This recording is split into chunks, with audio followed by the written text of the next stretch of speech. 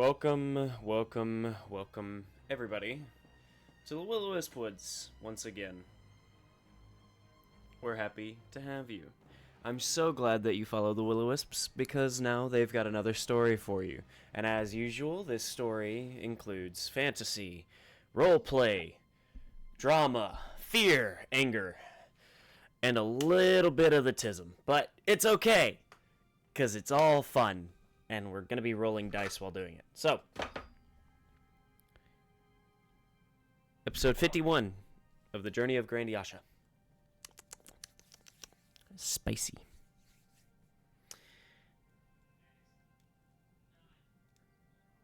Of course it's weird on that side, James. You're not here. Yeah, that's the problem. Yeah, feel better, dude. This is the problem. You're supposed to be on this side. This is the better side. Bad. Yes. We get all the goodies on this side. Oh, stop. Sorry. My stomach itches. So, nonetheless, welcome. And, I hope that everybody is ready for another night of shenaniganery and, interesting things. As you've probably noticed, our resident Chaos Dwarf is currently, indisposed. Poor Jamesy is sick, so Dwindle is just kind of idle as he enjoys himself in his own room and privacy. He does have a list of things he wants to do in his off time, so he will be doing that, but nonetheless. For now, the important part is,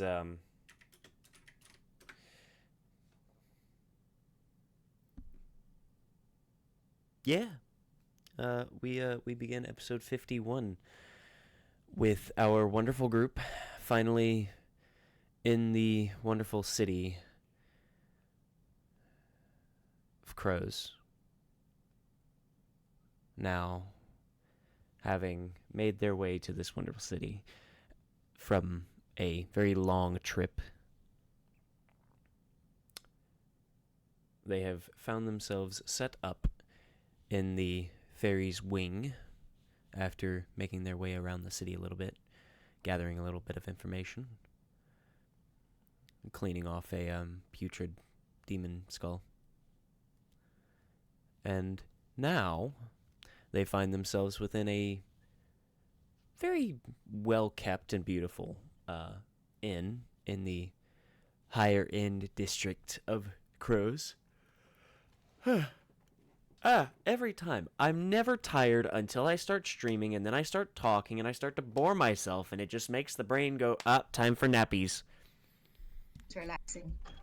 So, nonetheless, our wonderful group has set up in the fairy's wing, a wonderful inn and tavern that seems to be a little strange in the sense of none of the servers have given their names, and seemingly refuse to, but it may just be them changing the subject or simply not hearing the question. Who knows?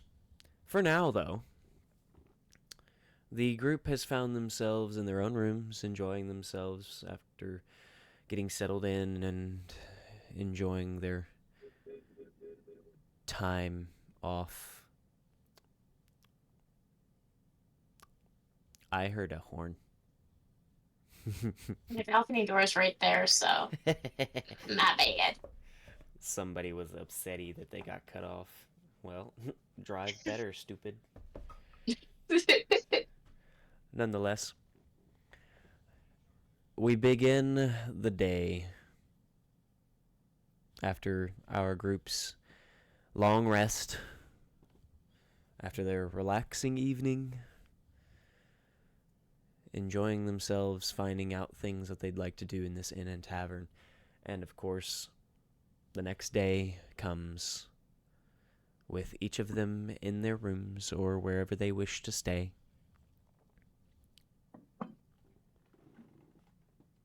The day is yours.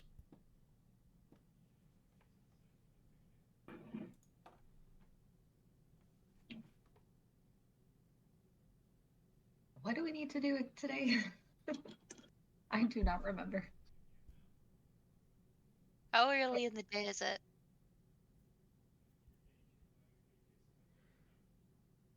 Hmm? How early in the day is it? Well, I'm gonna sneeze. Nope, now that I've called it, it stopped. Never That call is- the sneeze. Rookie mistake. Well, I usually warn ahead of time if people wish to mute or... You know what, I'll just start muting myself when I go to sneeze. Anyway. So, technically speaking, it's not really something you can tell while in these rooms. There are not Oh, any windows in these rooms, funny enough. They're very beautiful rooms, rather large, but no windows. okay. Well, morning meditation and prayers. Ignoring Nyla. I'm gonna go upstairs and try to find more small dragons. Good idea. Mm-hmm. Oh, Gotta find Lionheart information. I would also like everybody to roll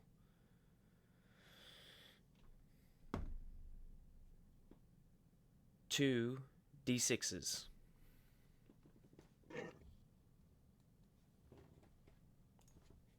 Okay. Do you want them individually or together? You're totaling them, so together, 7. but Also got a 7. Oh, man. We're gonna have the same day. 10 total. 10 total, and then 2 sevens. Uh-huh. And I will go on ahead and roll for Dwindle. Okay, so that's a 10 total as well. Whatever you rolled, you get that many temporary hit points until your next long rest or until you lose them. Oh, So keep track of Nice. that. An extra hit points? That should be interesting. oh boy, I'm scared. I feel Good. like this may need help.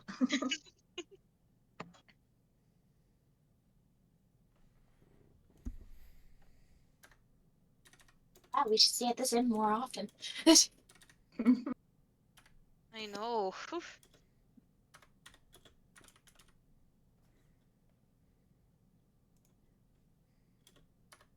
What is Odile doing?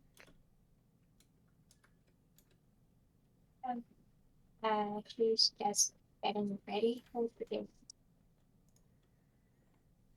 and getting ready to go out. And probably talking Eddie's ear off, but he's probably ignoring her. It probably seems like that.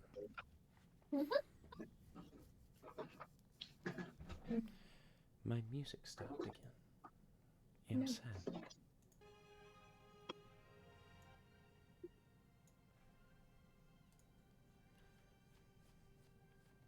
Well, after getting my morning routine out of the way, I'm going to follow to find Nyla downstairs.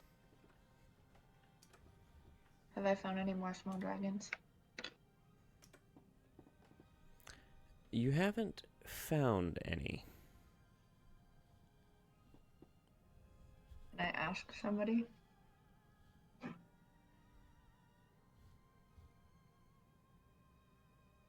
Ask for small dragons. Yes? Are there any kitten-sized dragons running around? Make an investigation check.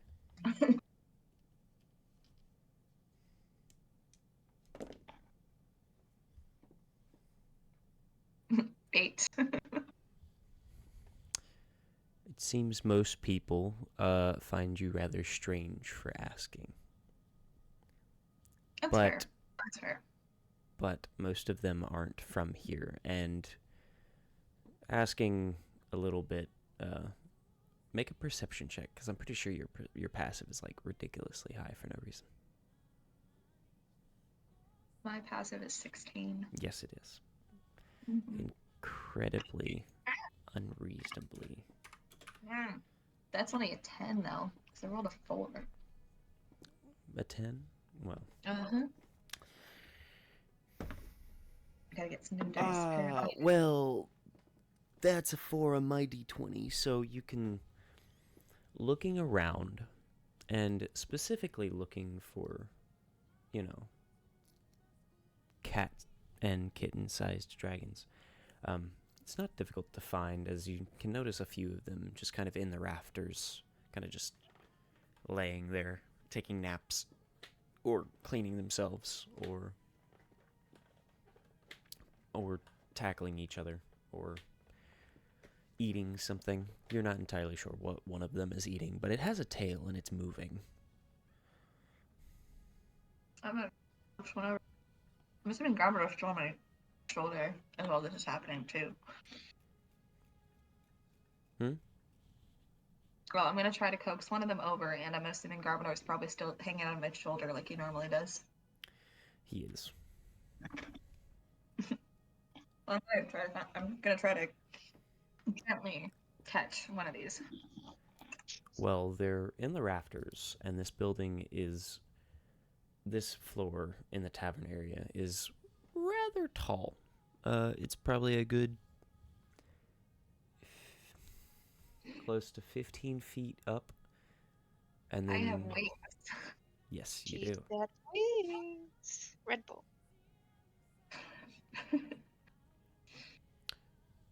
So, Whether it is smart or not, I'm going to use said wings to go up.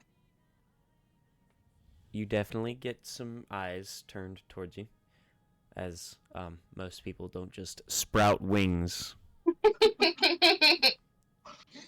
I need an animal handling check. I'm trying to. I wonder if I can roll a little bit better. Move this way. See how that goes. Well, that was better. 19.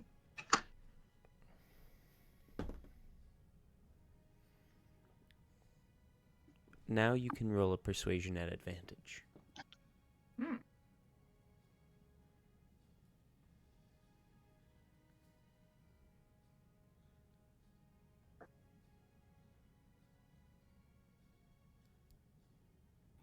When Dirty 20. Very nice.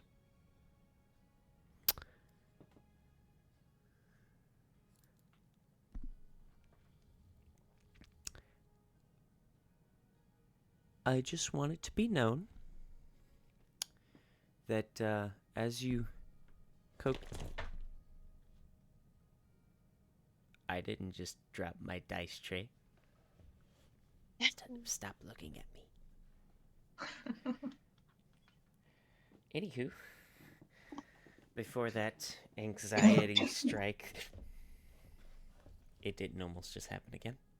We're gonna put the dice on the other side. Nonetheless, so, as I was saying...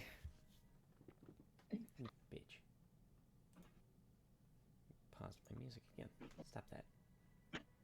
Feckin'...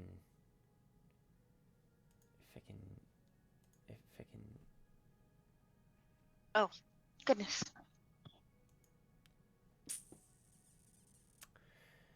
So...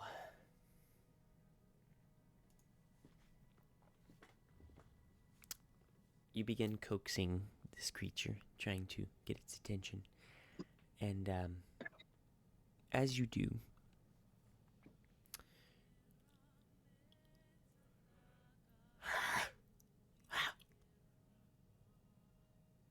more caffeine.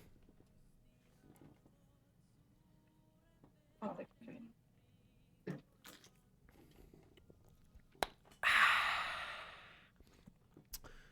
So,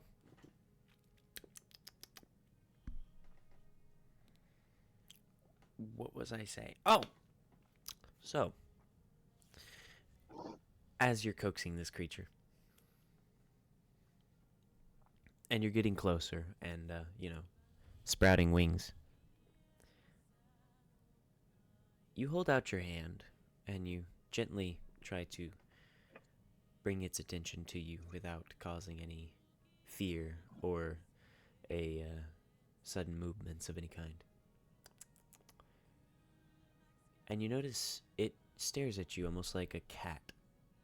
Very curious. Very interested. And as you get closer, and as you, hold out your hand, it leans its head forward as if to allow you to pet its head before, just as you get your hand close enough, it then bites down on your index finger and latches.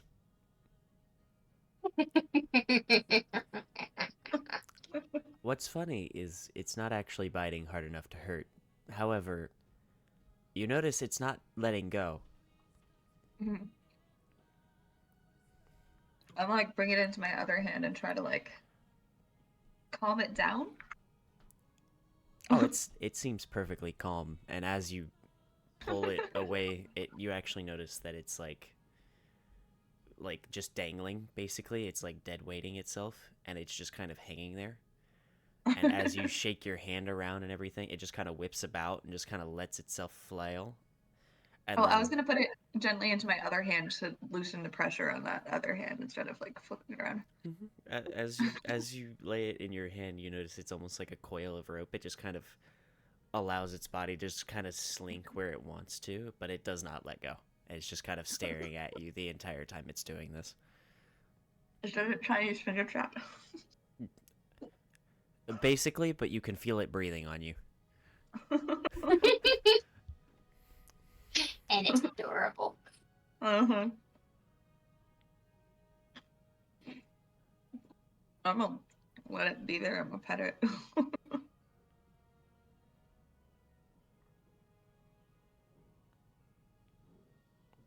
It lets you pet it.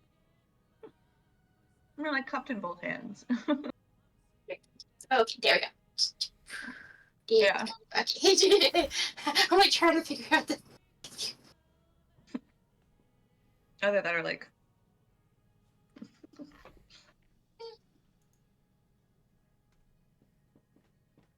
I'm gonna head back down to the ground with it still cupped in my hand like that. It's not letting go of your finger whatsoever.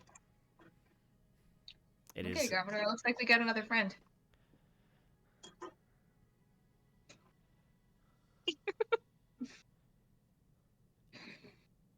Oh my gosh, leave it to Nyla. How does Yeah. Gravador feel about being up in the air like this?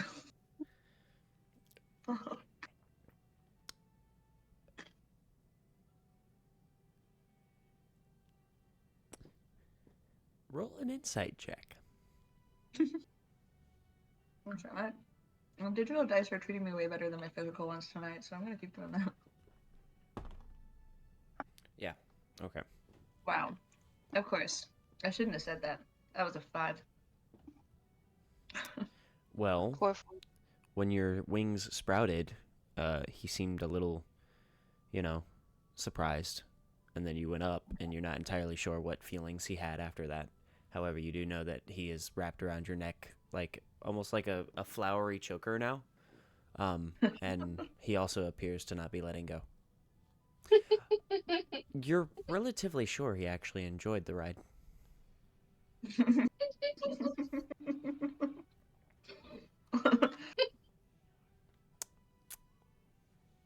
Well, I'm going back down to the floor either way.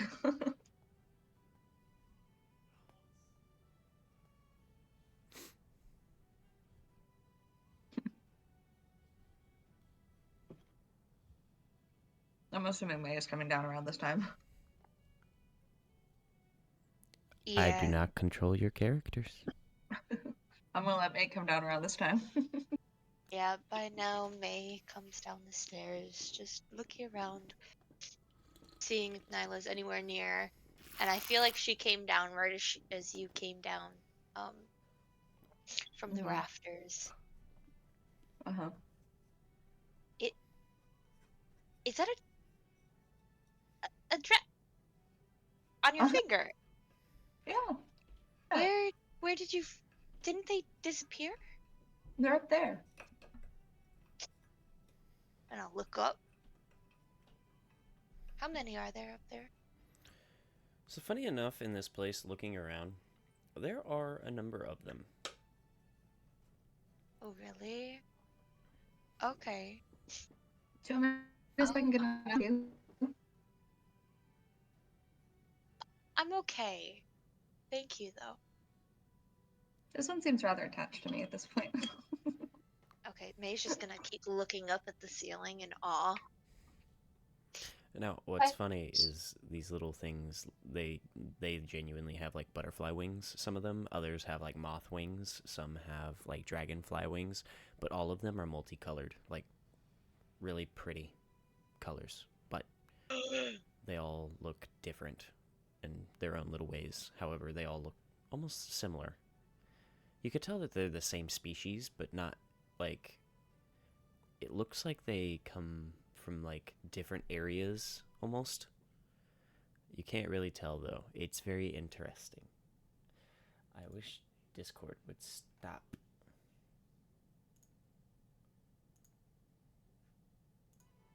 Pausing my music. Oh man. Oh, I can't wait to draw.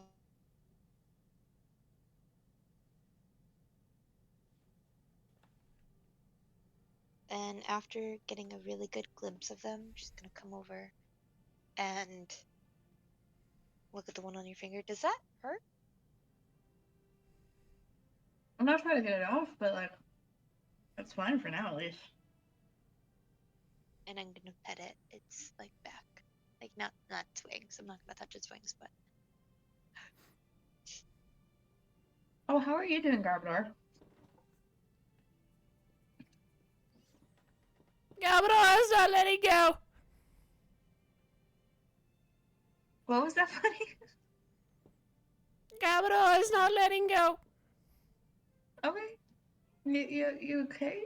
You good? It's okay, Gabador it's okay. is not a giant, and for good reason, it seems. Sorry, I guess I should have warned you. You don't like heights, do you? I am uncertain. However, I would not like to test again. I'm sorry, buddy. I'll leave you on the ground next time, I promise. Or at least I'll try. If it happens really quick again, we'll see how it goes.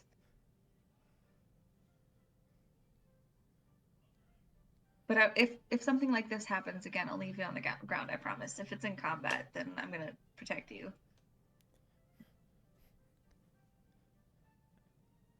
Gabador would also prefer to stay on the ground, even in combat situations. That's fair, but I'm not gonna let you die. don't worry. If that's the case, I'll protect him. Looks Ga- at him with a gaze that only can be explained by, ooh, if he's gone, free ice cubes.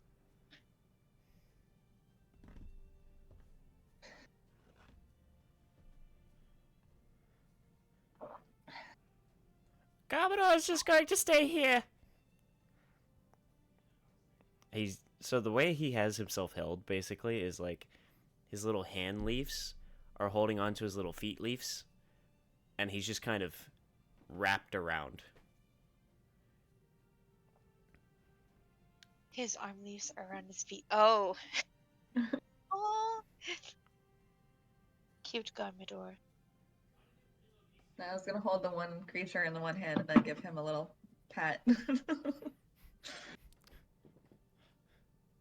Anyways, do you have any plans for today? I haven't seen Dwindle or Odile yet. I don't think so. Aren't we just mostly killing time anyway? Is there anything we should be doing? Not that I know of. Did you want to go see if we can find some more about the lion herds? I mean, we may as well if we have the time for it. Fair enough. Plus, I've been wanting to go to the library, so.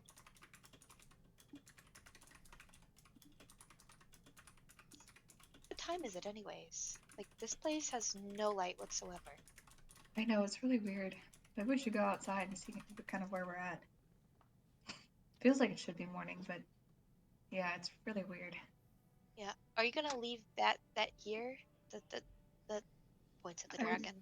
not entirely sure it's gonna leave me, so I guess we'll see. Okay, well, just be I'm careful. gonna gently try to take my finger out. See what happens. Kind of twist it off like a stuck ring. So you know how I still do this, so I can't even say when you were younger, but like taking like the clips or the little, I don't know what they're called. Like the hair clips? No, Or... not hair clips. The ones that you'd put on like cheese packets.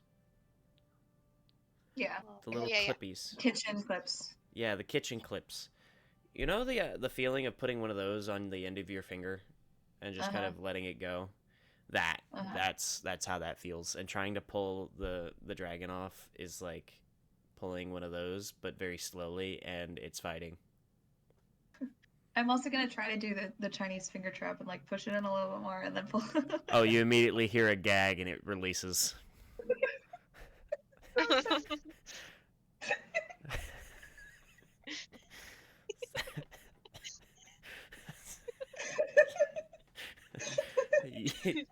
You try pulling it away from your finger at first, you just hear a light growl, and then you push it down, you just hit,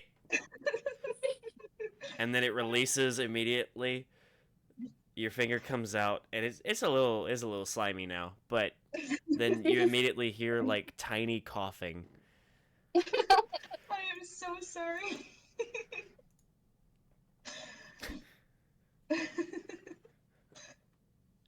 And it immediately flies off back towards the rafters. Oh.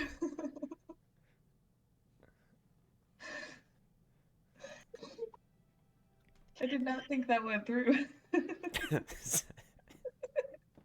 didn't think that it... Oh, I shouldn't say that on stream. I apologize.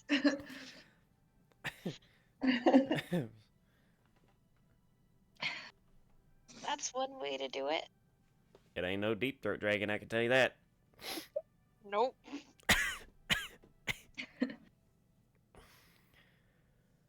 Sometimes things come out of my mouth that I immediately wish would not come out of my mouth. But here we are. Same. I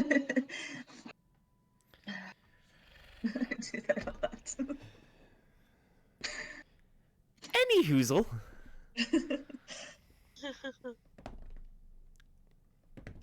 Turn this on. Alright, well, at least we don't have to worry about that again. Ready to go? Yeah. Let's do this. Oh. Yeah. No, we're good. Sorry. And we're gonna leave the place.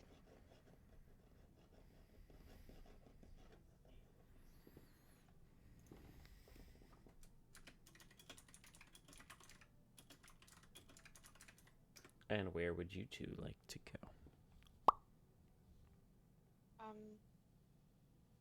The Did you want library? to go to the library first? Library? Sounds good. Library it is. Do you know where it would be? Do I know where it is?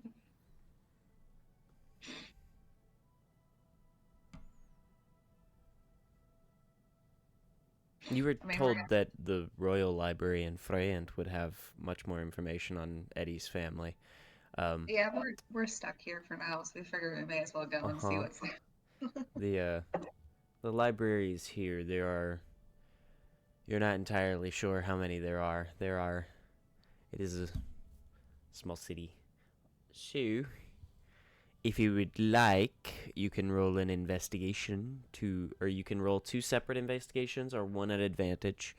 But you can search around the city and ask around for libraries. Works for me. And who's got a better investigation? One of you. I've got a 2 plus 2. I have a +3. Alrighty, it's yours then.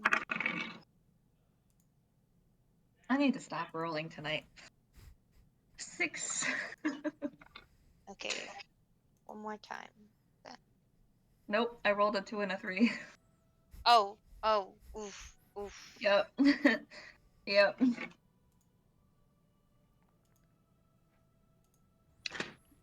So 2 and a 3? Yep, so total of 6. Fucking beautiful. Alrighty. So, you two are searching for a while. Because with that low of an investigation, most people are still a little rattled from the whole dragon flying over thing, so not many people are very talkative, and it's a little difficult to get much information out of people, as well as the fact that it's very difficult as people who don't really live here and have never really stopped long enough to actually search the city about. You all don't necessarily know of any libraries or bookstores or anything like that around. So,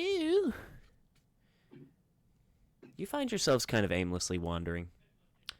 I would like one of you, or both of you, to roll a d100. Both roll D100s. Boy. Okay. If you're down. Okay, that's fine.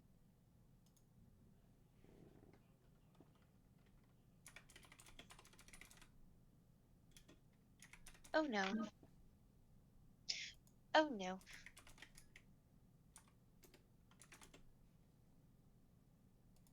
Oh no, I'm taking my other dice out. This is a problem. I got a 96. I got a 10. Yours is gonna be more exciting, probably. Probably. You got a 96. Oh, bless you, bless you, bless you. We got both ends of the spectrum right there. Whoa!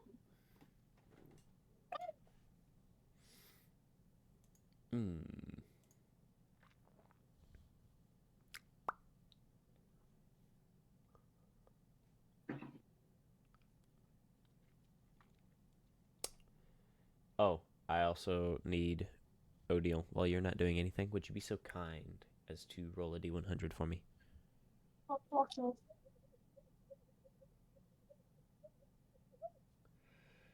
Ah.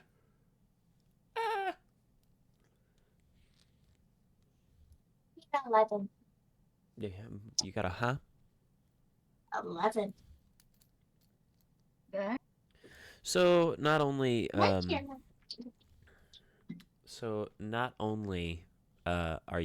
are you two searching for a little bit, but as the day goes on, you notice that cloud cover begins to roll in and it begins raining.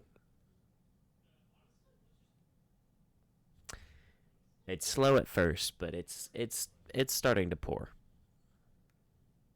It's not like a thunderstorm or anything. It's on that verge where it's like it's raining kind of hard and everything's kind of wet.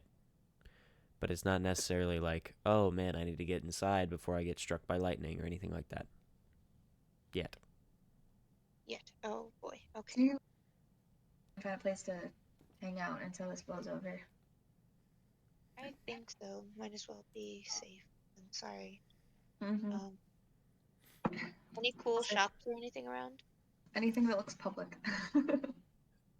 So funny enough, due to your searching around and trying to find some place, you're kind of driven into this almost quote-unquote back alley store. And it looks a little run down, it looks a little tired, it looks a little off-putting at first, in all honesty, but as you step inside, the feeling only gets worse as it's a little more off-putting on the inside, but not in the sense of it's like broken down and decrepit and creepy. It's more off-putting in the sense of it's very quiet. It's very off the beaten path, so there's like nobody in here. It's it's funny enough where you would expect there to be dust. It's almost spotless, and it's all very organized, but it's a very small area. And in this small space, you look around and you notice a number of bookshelves. Just every wall has bookshelves. There are aisles of bookshelves, and each aisle is only big enough to kind of like halfway turn yourself and walk to kind of look at each of the books. And you kind of have to shift and graze your arm against the bookshelf behind you to kind of turn to the one on the opposite side of it. It's kind of tight and it's kind of cramped, but in this small, quiet, off the beaten path bookstore, you hear what sounds like both, of course, the rain hitting the windows of the front, but this strange scratching noise of almost like quill against paper. And it's quiet from here in front. But Yeah, nobody immediately greets you. starts exploring the shelves. Right. Gonna look around and see what type of books they sell. Mhm. Of course, this is our luck. I know, we've been searching and searching, and then here it is. Ta-da. Yeah, no, it kind of adds up, doesn't it? Absolutely for us.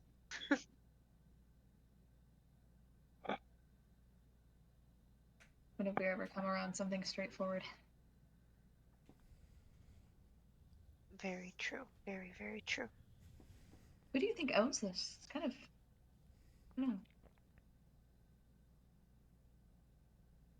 I don't Also, know. It doesn't seem like many people come in here. yeah, it doesn't. So what kind of books do they sell? I'm gonna just like go and look at some at random. Right. I'm So, gonna go the opposite direction of my island.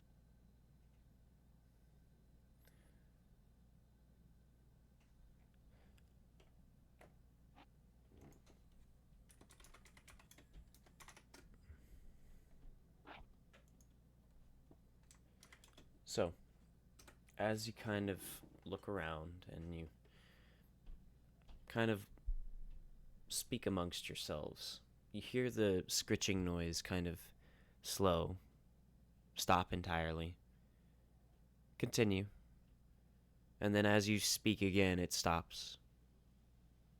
And then after you finish, it continues again. And as you begin looking around, you feel as though you're being watched, but nobody has come to greet you. Nobody's come to introduce themselves. Nobody's come to do anything. It's strange, almost. However,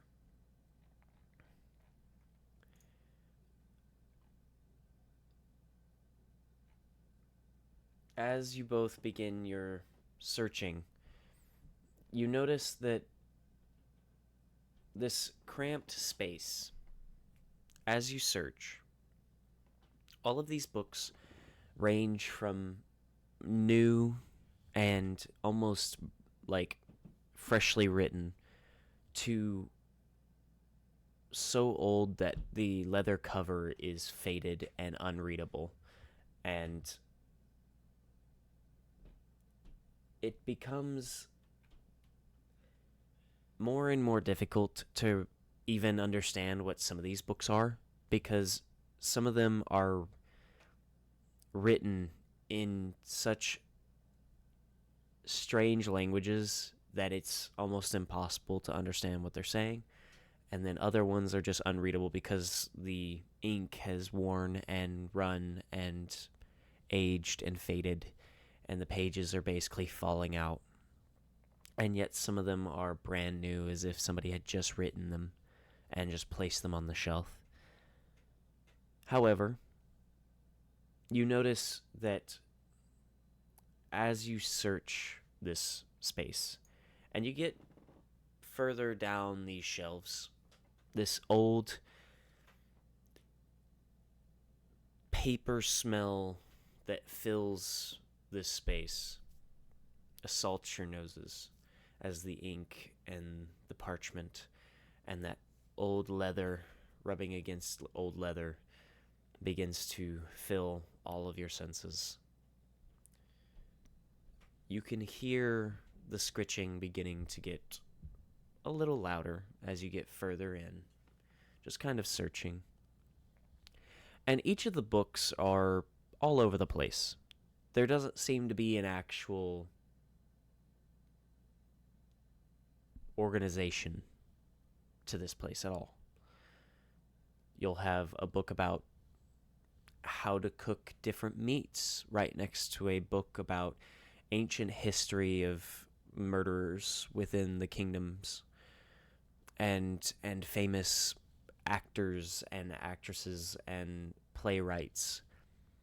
And you'll have books like that next to books on strange folklore and monsters of the area. You'll have those books next to textbooks that are from kids kids and children's like elementary schools, and you'll have a book like that next to what looks to be some kind of journal from some sort of adventurer or archaeologist or some other figure that has just decided to write down their findings and such.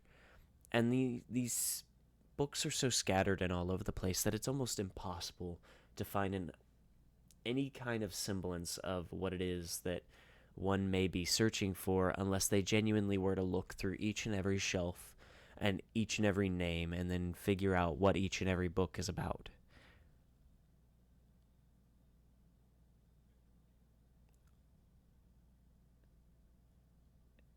And the place is empty, save for you two and the scratching we've noise. got one. Fair I'm enough. gonna kind of, sorry. Oh, you're okay. I'm gonna kind of like subtly try to make my way towards the scratching noises, not to like engage with whoever might be making them, but just sort of like take a peek, kind of see who it is that's here. So possibly a little bit stealthily, and Understood. as I'm still looking at the shelves.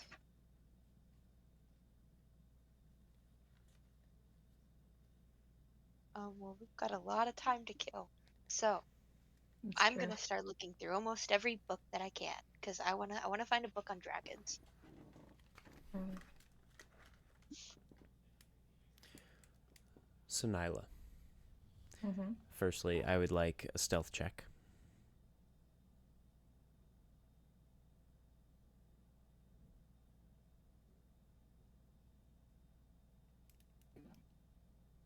Don't.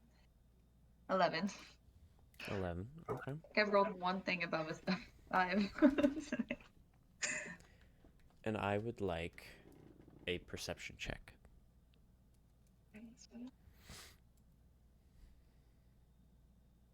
Or investigation, whichever you prefer. 16 for perception. Okay. So, you circle around the shelf, trying to get yourself into a position where you can figure out where this scritching noise is coming from, where this strange writing of quill against parchment comes from, this origin. And as you head down this hall, or this tight aisle of books, you find yourself getting closer and closer, and the sound getting louder and ever so slightly louder. before you come to the edge of one of the shelves, and you kind of peer around the corner, absent-mindedly, not really able to hide your curiosity anymore. You peer, and at first you notice a bundle in the back, kind of sticking out behind this figure, hanging on by a strange stick, almost. It's almost like a hobo's bundle, but made of what looks to be almost like a fishnet. And as you peer further around, placing your hand on the corner of the shelf to keep yourself from falling, you notice that the stick then connects to a very large hunch.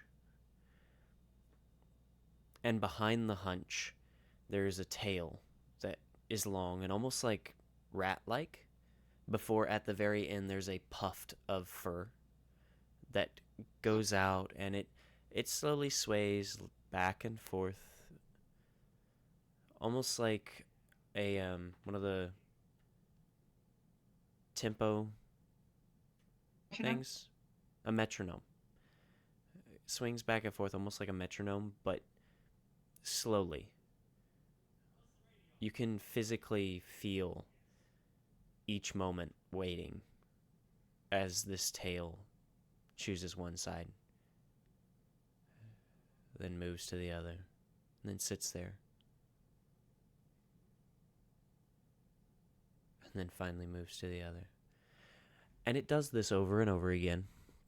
And as you peer just a little further, you notice that the hunch connects to a very large body that seems to be covered and draped in what looks like strange furs and almost rags, almost kind of just thrown together cloth that was meant to just cover the figure rather than try and fit it, because this hulking body is already large enough.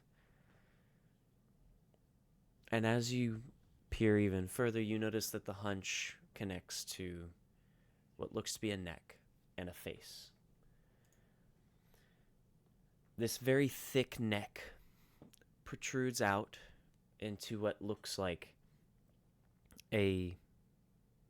almost a hyena's head. However, where the eyes are, you notice two beady, glowing red in the center irises surrounded by black, and two little glasses with one little branch that goes across them, held on to the snout that comes out. And you notice the teeth. Each of the teeth protrude rather a lot, in all honesty, and they're jagged and all over the place, but they rest evenly as his mouth is closed. And you noticed fur that kind of falls down from the bottom of the snout, and this large snout coming to an end at this large, bulbous, black, wet nose, almost like a dog's. But atop the head, you notice two large horns that go back along the neck and curve up and around, and you notice that on them are almost like metal clasps, and these clasps each hold like little bundles of what look like scrolls made into notes almost, and just kind of held on to the horns.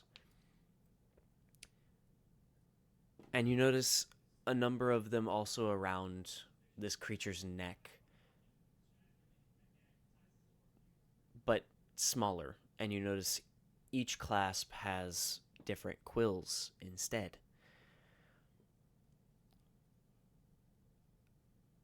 This large figure just kind of sits, writing on some parchment, mumbling to themselves. And you notice that in this bundle on their back, they keep what looks like a very large candle that's held on to a small piece of wood. alongside what looks like a few other small candles that are unlit, but in this bundle as well. The wax all kind of melding together.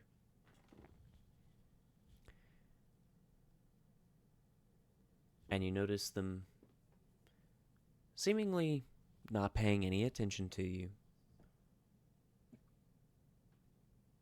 Just kind of there. Until you lean far enough that your hand catches one of the books as you're trying not to fall forward. And it falls.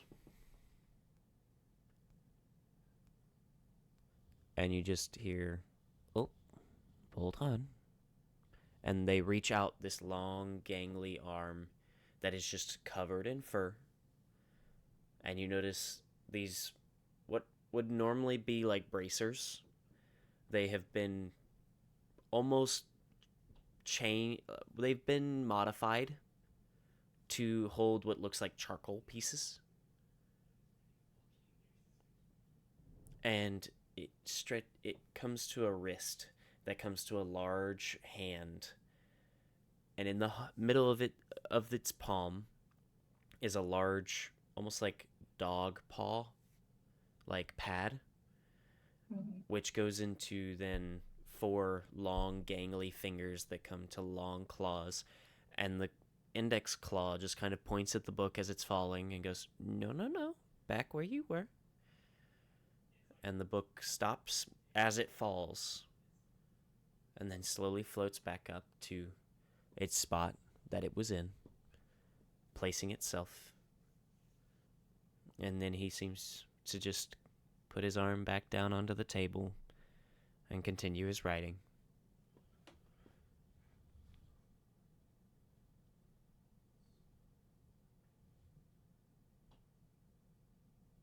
Your mic didn't pick you up. How did you do that? And you notice now as the figure kind of sits up now, and you can see he doesn't just sit up, his hunch still remains, like the rest of his body doesn't move, but his head does from this large neck, and he kind of lifts his head up, and then he kind of moves it off to the side to see you fully now. Well, magic, of course. That was impressive. I didn't even look up for it though. Well, I'm practically blind, so looking would have made no difference for me. How? So do you have really good hearing? I guess you could say that. And from behind his horns, you notice flopping out are 2 very large ears. They almost look like buffalo ears, but from them you see a bunch of little rings connected to them where he has them pierced.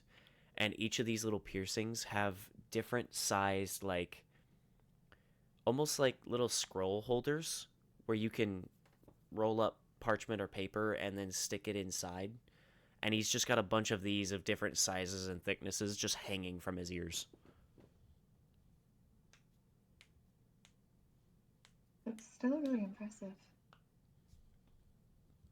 Well, thank you. I suppose it's what I'm good at. This is a cool place that you have here. Well, you would be the first to say that, so thank you. What do you mean? He kind of looks around into each of the aisles, then looks back to you. Well, there's nobody else to say it.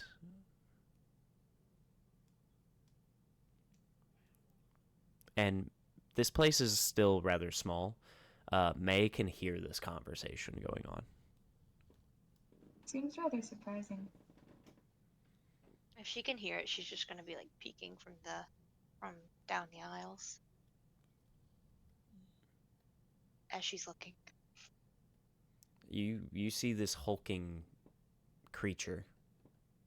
It's not human at all. It's very much a creature. Oh. Oh. As an idea, I actually can. How much bigger is it than Nyla? Out of curiosity. So funny enough, hunched over as he is, you can actually see that he is not large in this moment, as he looks like he's just kind of sitting behind the desk, completely hunched, and he's probably like 2 inches, 3 inches shorter than you sitting. Huh. I need my trimming tool. Oh, wait, this'll do. Open.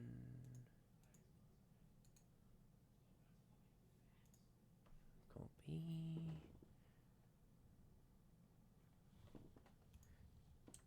There we go. I'll put that in there for you guys.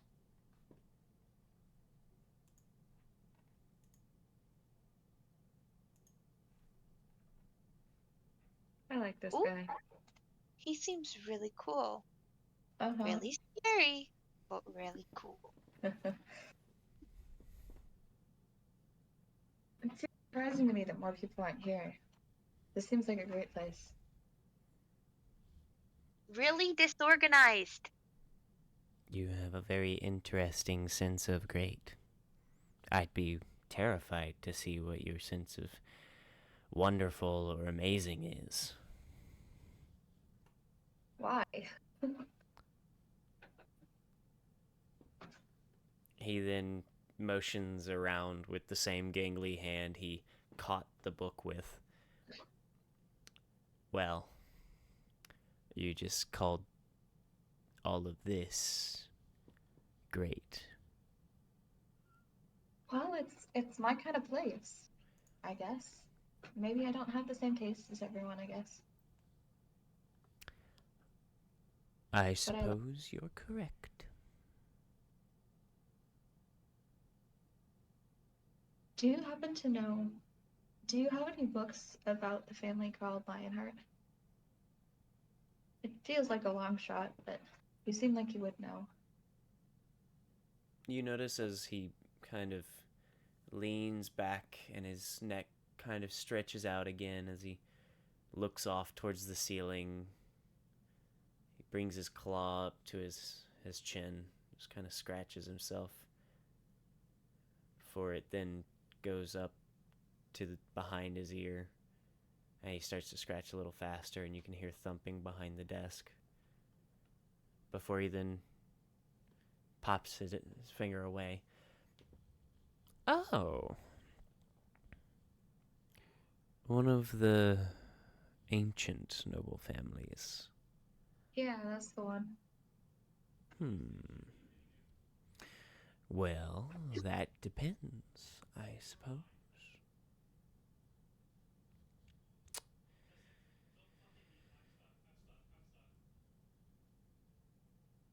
What do you have for that? Do you mean how much am I willing to spend on it, or what? What do you mean? Money has no value here. What kind of stuff are you looking for? I've seen a lot of different kinds of currency, okay? I don't know what your currency looks like. Knowledge comes at a cost. It always has, and it always will. Because otherwise, everyone would be perfect. Think about it. Wizards think that they know it all, yet they're always still learning something new. And the ones that learn so much, well, they begin to lose themselves.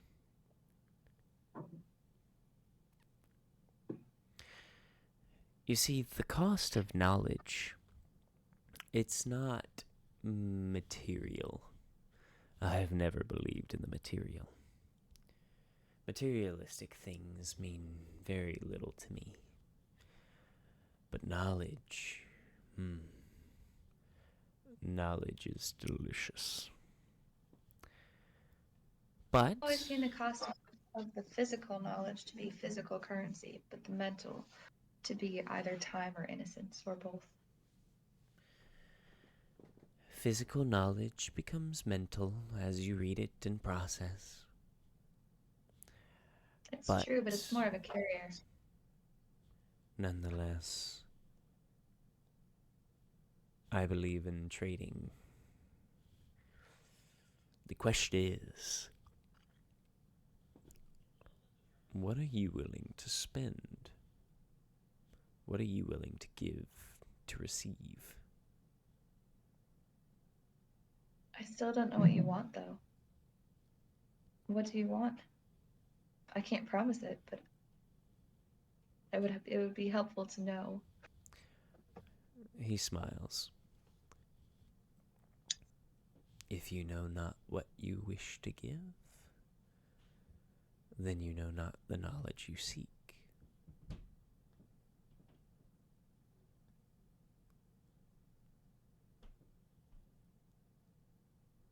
Hey, May, what can we give him for information about the Lionhearts? Gold?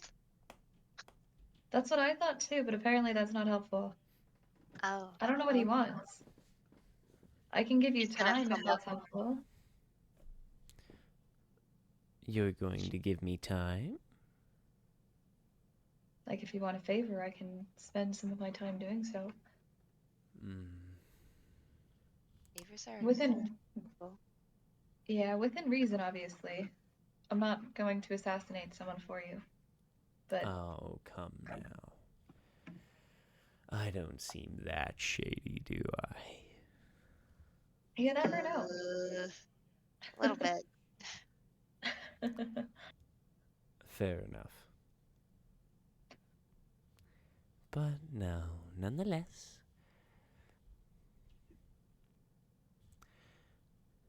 You're willing to give a favor.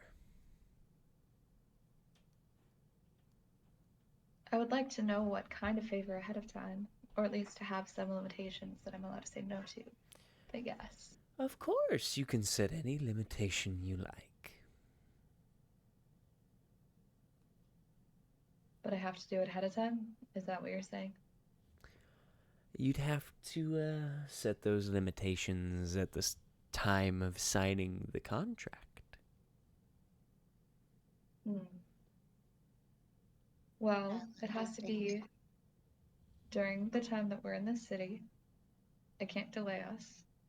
May's gonna cut Nyla off by grabbing her wrist and dragging her towards the front of the store. What?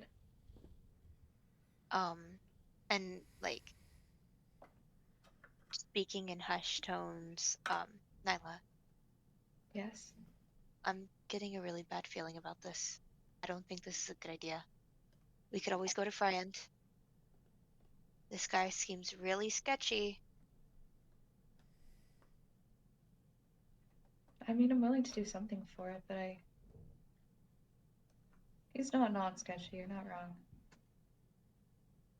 But if you want to, we need to talk about this before we do it because sketchy people find loopholes. That's true. If I'm it perfectly makes you willing. two feel better, Hey, my can it? contracts are very strict on both you and me.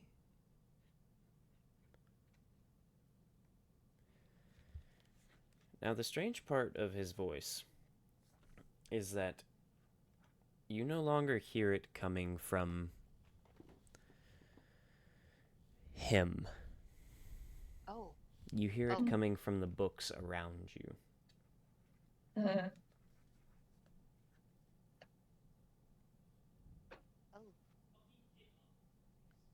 I mean, look, as long as it's something I'm willing to do anyway, and as long as it doesn't delay us, I'm okay doing something for him in return for information that could be very, very helpful for us. Are you sure? I'm sure. Then you need to set time limitations. Nobody gets hurt, whether emotionally, physically, mentally. Think about it, okay? Yeah. Do you want to help me find the wording for that? I guess. Like I said, nobody gets hurt Nobody in gets any of hurt. those ways. Nothing A, that'll delay us. And if it is not fulfilled before we leave, then it is void. okay, that should be good. I think. I'm just gonna look it over in her head. Nothing that is going to put you in serious danger.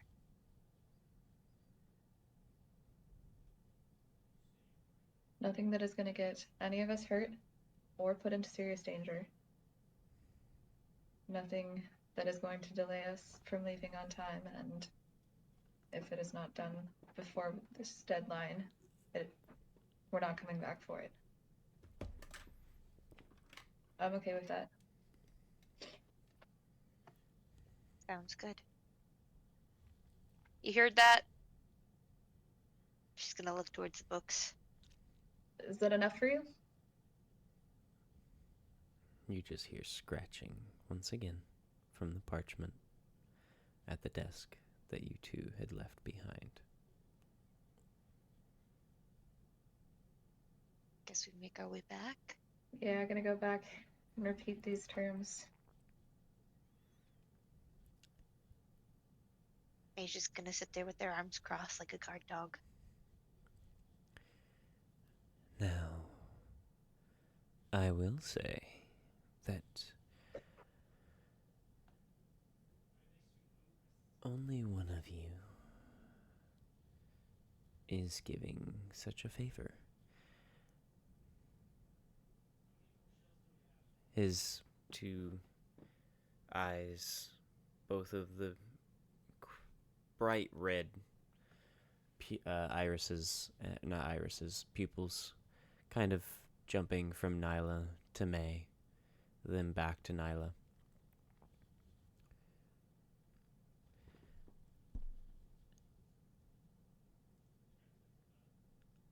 If a favor is your choice of payment,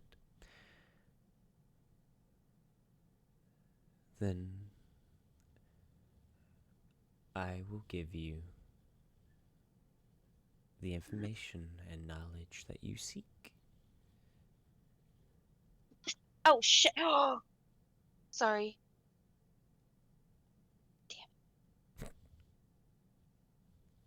Good? My cat just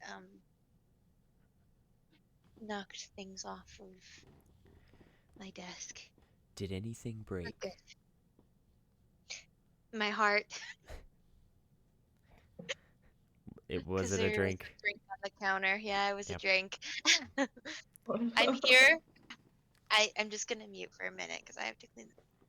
Okay.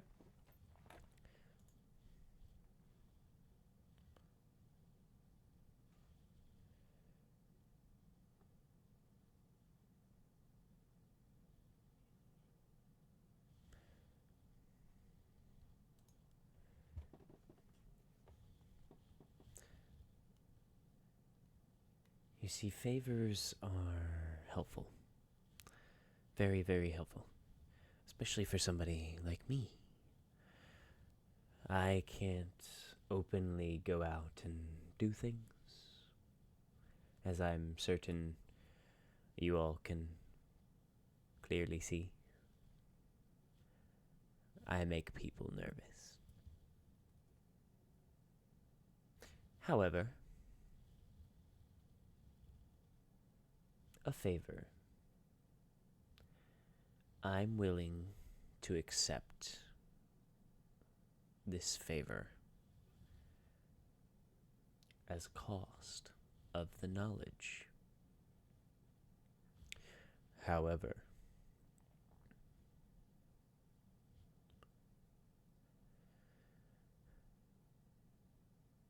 this favor.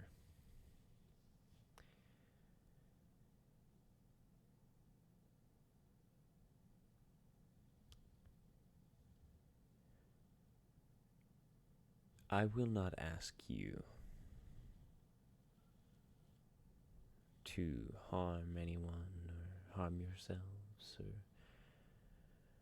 do anything of the sort.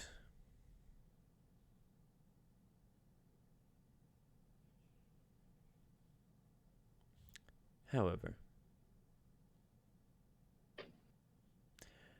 I will ask of you to do something that I cannot fully explain in this moment, due to the nature of it, of course, as I would be asking for the cost before the payment. But I can explain in detail and place in the contract that I must explain in detail, if that makes you feel more comfortable. However, if you fail, the cost will be far greater than just a favor or knowledge.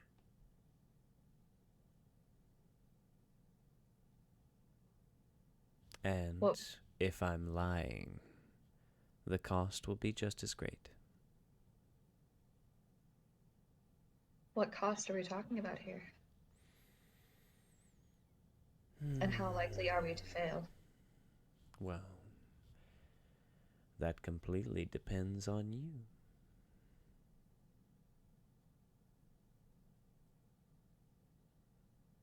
After all, I smell magic.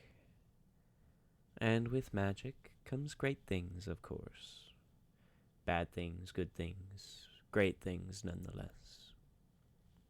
Because I have a normal sense of the word great, he says jokingly as he looks towards Nyla. I never pretended to be normal. Oh, good. Then we're matching. But nonetheless, if you can't get it done, then I suppose the knowledge is forfeit.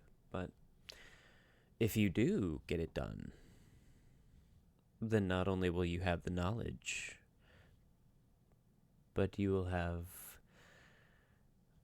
a new comrade.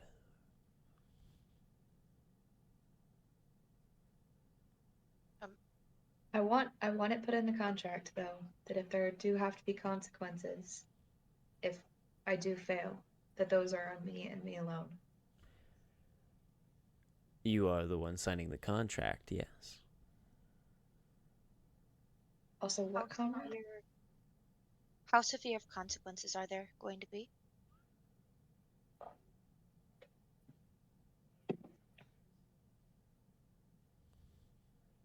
He grins, and you notice the toothy maw.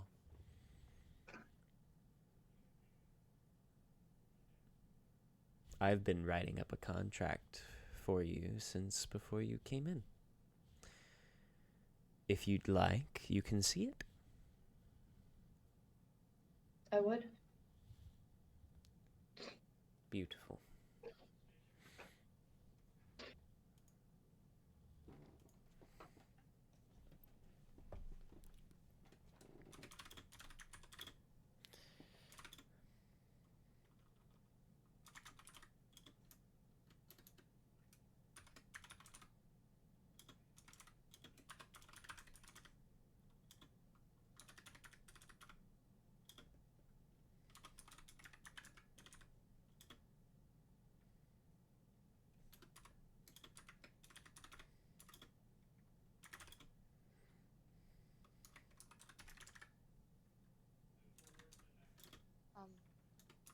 Once Nyla sees the contract,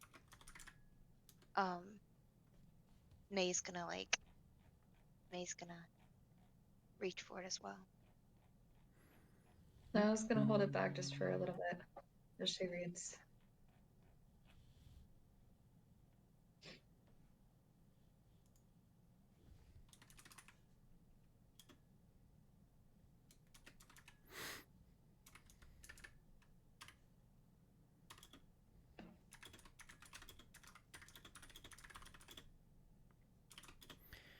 Okay. I will, of course, type this up, but since both of you are right here and reading it, for trade of favor for knowledge between purchasee, Leern, spelt Leern, and purchaser, Nylathria Treveso. Oh no. A favor will be asked of purchaser by purchasee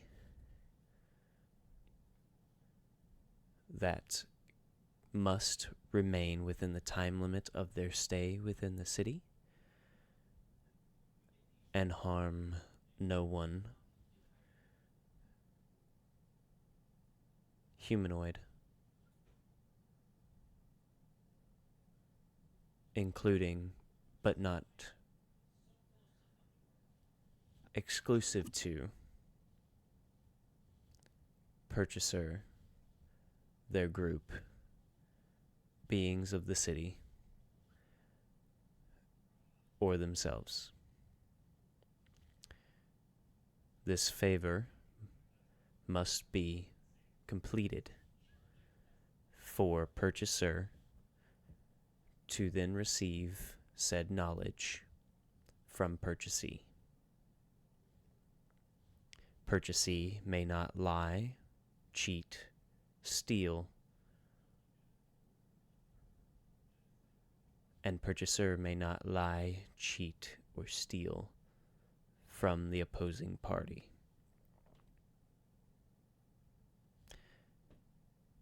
Each party must follow through with their end of the bargain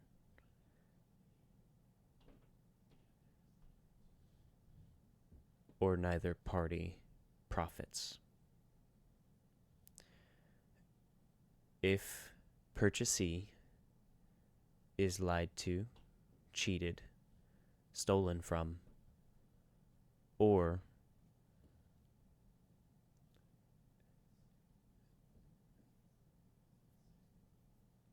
asked of more knowledge by purchaser, purchasee then has right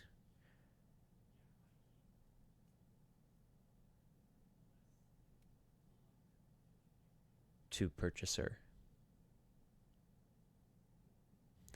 If purchaser lies, cheats, is lied to, cheated, or stolen from by purchasee, purchaser has right to purchasee.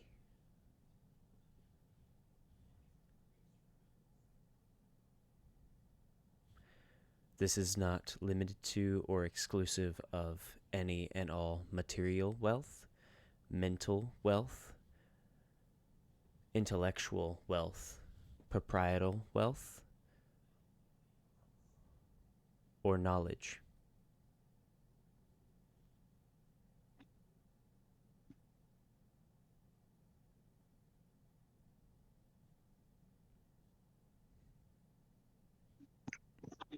At the very bottom, you see two lines, and you see an X next to one of them. The strange figure holds out his hand next to the line that's not marked with an X, and you notice in a strange showing of magic in a font that is terrifying to look at, yet at the same time amazingly elegant. You see what you can only assume to be his name written out, and the empty line left next to it, as he then sets it in front of you both.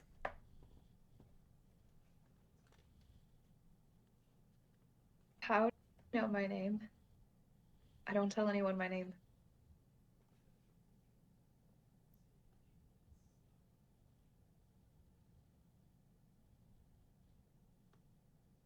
That is No. knowledge that comes with a much greater cost than you realize.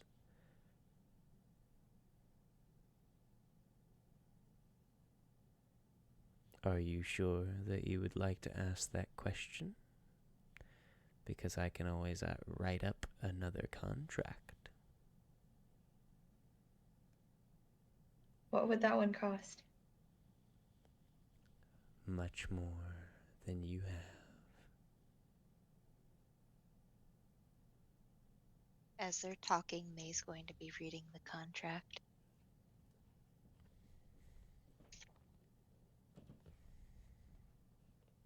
So you're saying I'm incapable of knowing that? For now, I suppose.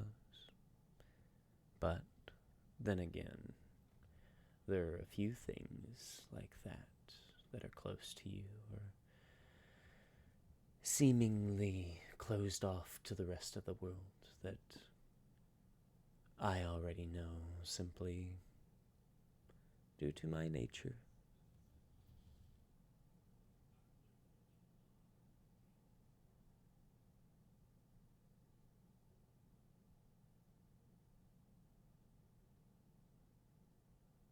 What if we succeed in this? Will that make the cost less for this If- other knowledge? If you succeed, then you succeed in this contract and you get your information on the Lionhearts.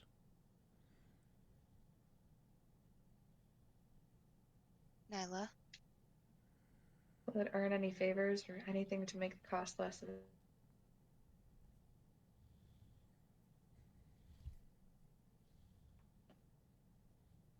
You earn nothing more than what is asked of.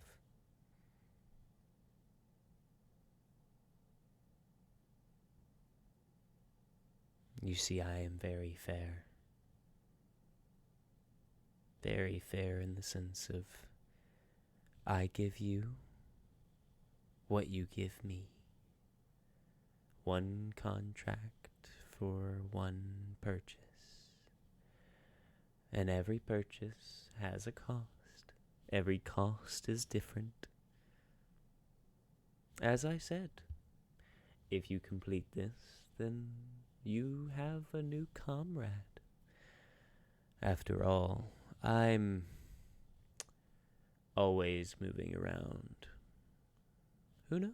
We may see each other again in the future. We may not.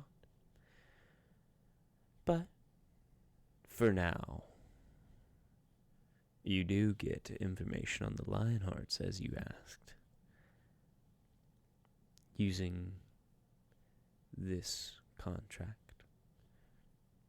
Maybe later you can offer something much more interesting for much more interesting knowledge. Your mic's not picking you up. Nyla's gonna sign it.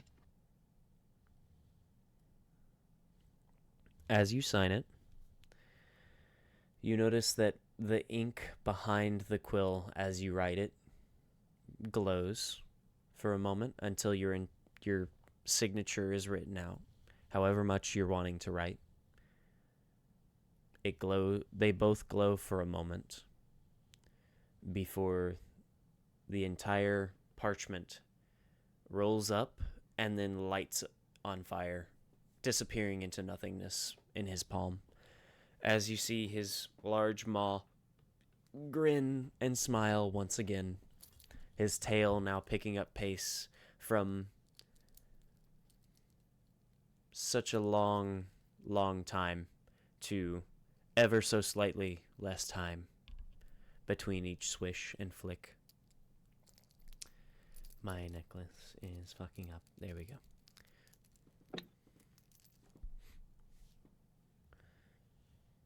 The contract is signed. The deal struck. What is your task? What is your favor? What are we doing? Your task. I ask something very simple, very easy. I'd hope for you, at least.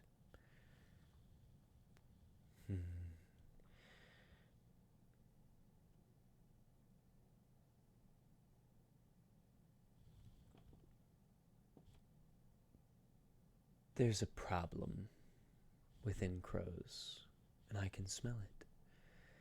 And it's a disgusting smell.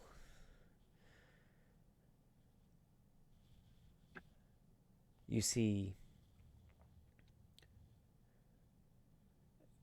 crows is left to its own devices. Did you notice that?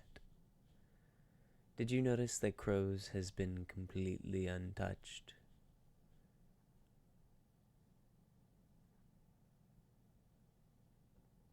How do you Dragon? mean? That's Oh, I don't know. By the giant fire-breathing scaled lizard that flies through the sky at speeds unimaginable to the humanoid eye.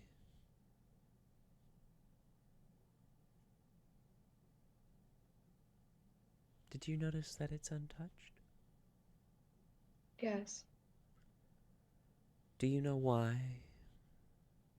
No.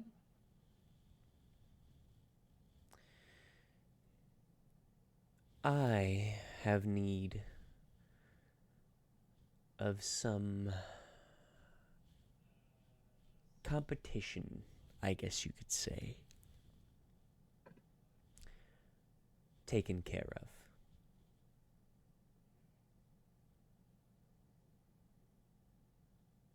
Who?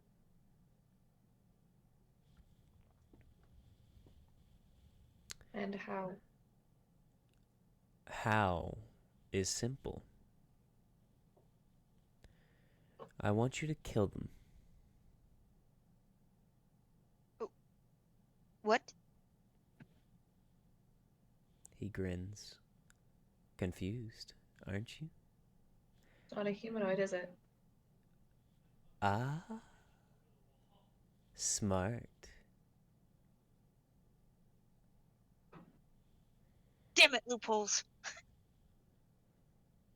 I Sorry. assume you two have the common sense of knowledge to notice I'm not exactly humanoid either. As you can see from my beautiful visage, he says I definitely thought sarcastically. you were humanoid. Well, in the Human, city, no. there is a problem. Much like me, this creature, and he says it with so much. He says it with so much malice that you can almost feel the hatred radiate off of him as his entire body shivers. This imbecile is writing contracts.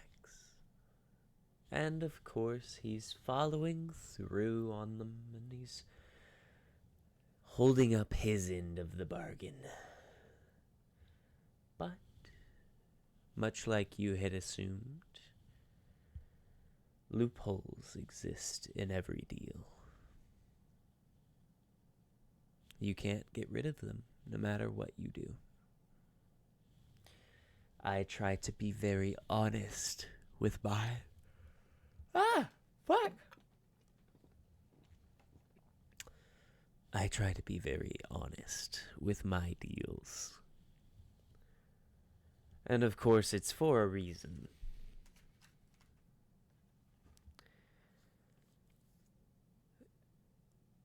Deals are based off of trust, and trust can only be garnered if you actually follow through with said deal.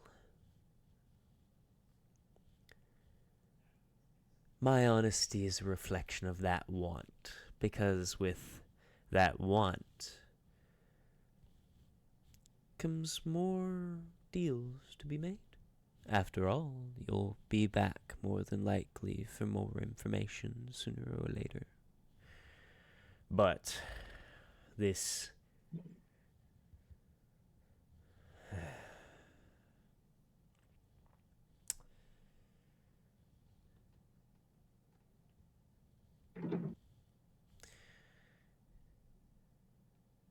within the city, there is a being of greed and stripes that makes deals and finds loopholes. He's ruining my business. Every deal he strikes, he cheats. Every cheat he causes makes it that much more difficult for people to believe me when I say that I'm being honest. So, I want you to kill the Rakshasa that calls this city home. Just a moment as a player. What was that? The A Rakshasa. Not Sasha. Rakshasha. Okay. Thank you. Rakshasha.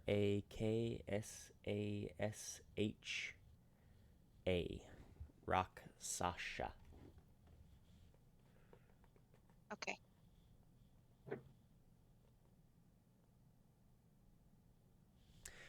Where will we find him?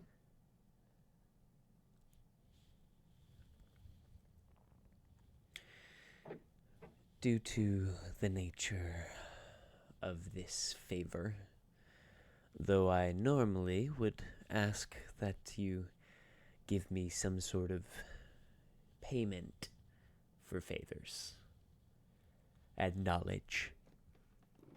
Oh, fuck. Why?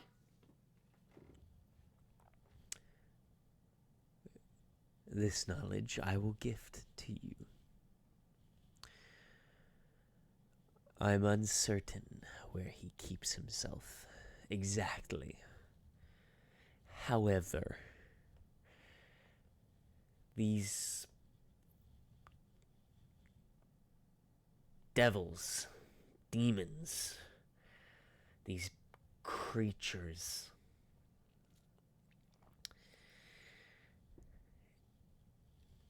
disguise themselves as humans. They create greedy cesspools centered around themselves to make the most profit in both gold and jewels as well as contracts. So, within the city, I know he rests his grubby little paws. However, within the city, I am uncertain where. Your best bet is to find anywhere that makes quite a lot of coin. Anywhere from gambling pits to casinos to underground fighting rings. Anything that draws a crowd and makes money.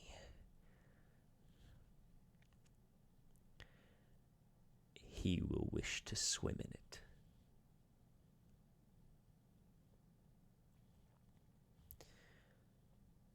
So if you can find that, you can find him. And if you find him,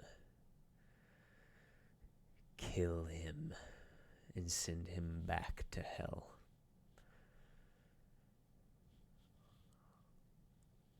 How will we know it's him? You will know from the backwards hands. Hmm.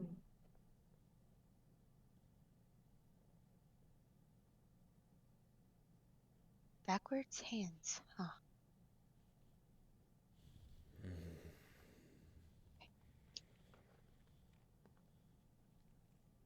Is that all the information you'll give her? That is all the information that I have on the creature himself. I do not know his name. I do not know what form he takes.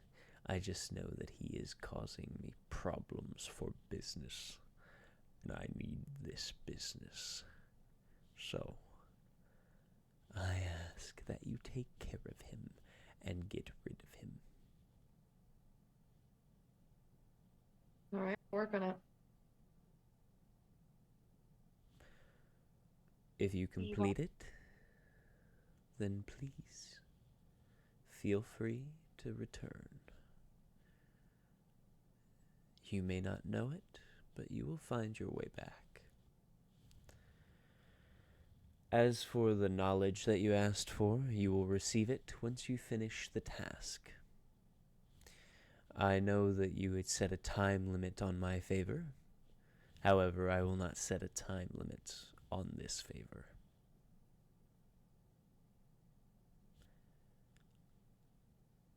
As long as you get rid of him, the sooner the better.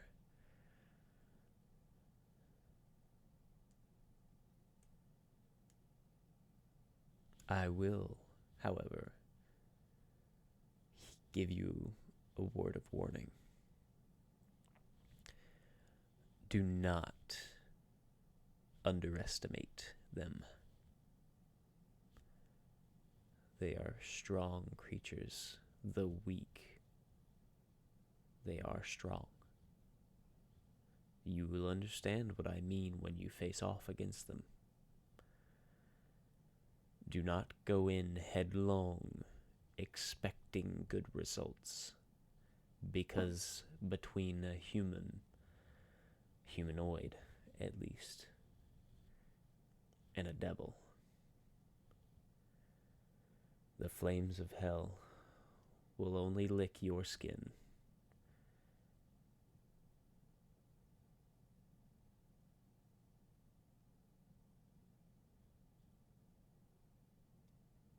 Alright. Better get at it. He then leans back and you hear cracking as his joints seem to finally adjust from his not moving whatsoever. And he sits a few inches taller now, but he still sits back. And you can see now as he leans back, you can see the full frontal of this creature now. He is covered in fur from like the collarbone down, so you can't see anything other than his legs. That you can visibly see are like his knees are up to his chest, and he's sitting on the floor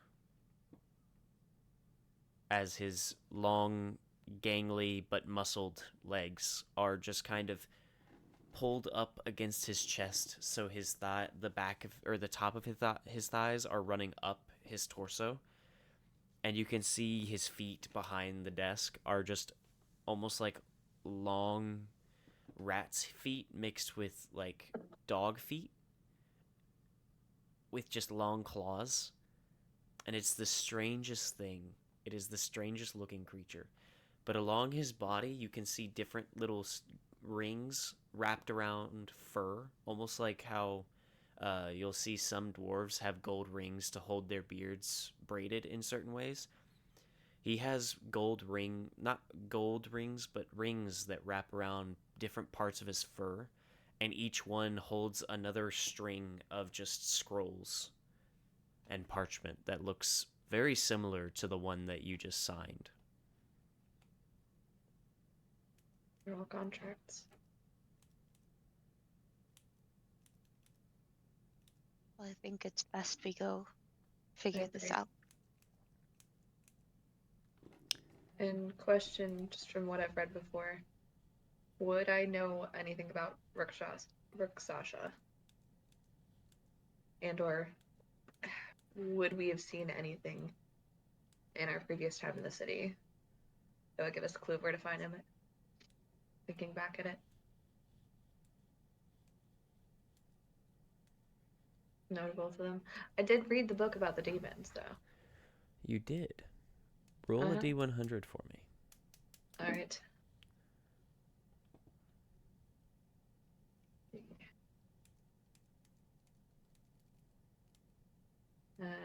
56. 56. Okay. Roll a history check with disadvantage for me. All right.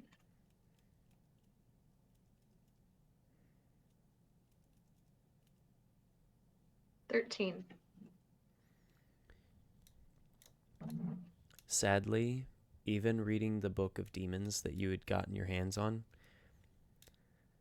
Rakshasha are very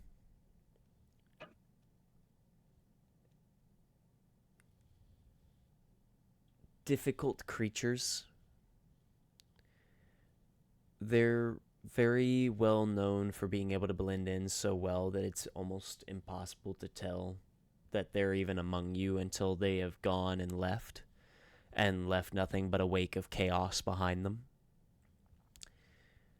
A lot of them are very difficult to keep a hold of because of this, and due to the fact that they are a type of fiend, if I'm not mistaken. Just a moment. Because, what am I doing? I can just...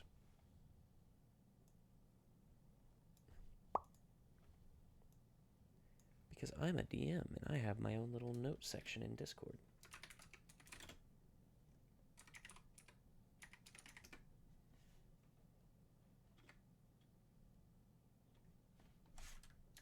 I misspelled it. My bad. My bad. It is Rakshasa. So I was correct, and then I. Yes. It is a fiend. It is. Okay. Validated. So, anyway,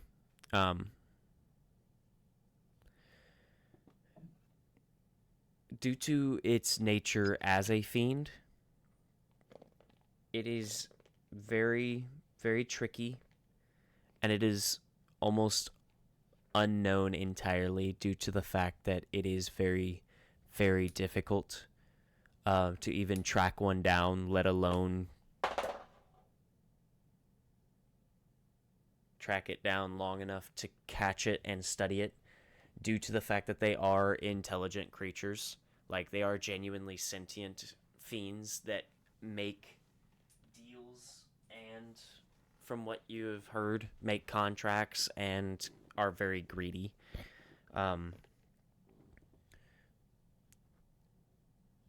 Other than that, there's not much information on them due to the fact that they can hide among themselves and others so well.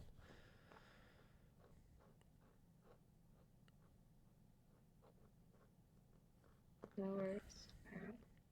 However, everything you have read about and heard from this being that you've just interacted with, all Rakshasas seem to have these backwards hands. Will be helpful.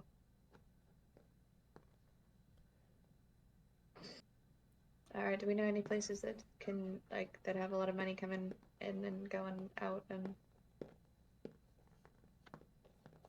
would be helpful? In Crows, sadly, you all did not spend enough time in Crows to That's fair. discover anything. That's fair. So,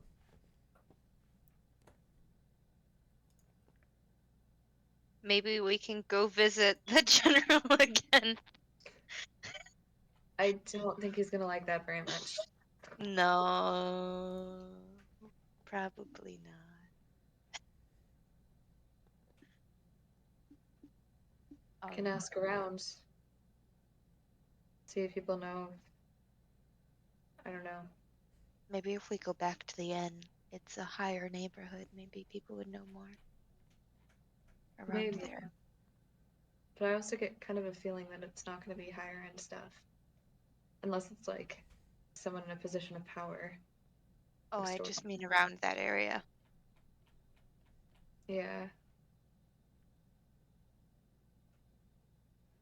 I don't know.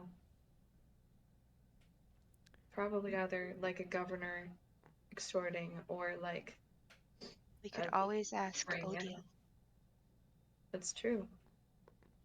Seems She's like gonna she be knew mad. where the underground places were. She's gonna be really mad though. She doesn't need to know why, but That's true. I don't think she'd care enough to ask us questions. I think she's going to assume that it's something problematic that we got ourselves into. Oh, absolutely. But then still not. She's gonna go Yeah. off saying, well, we figure this one out. Yeah, she'll let us figure it out. Hopefully she'll give us pointers, though. Hopefully.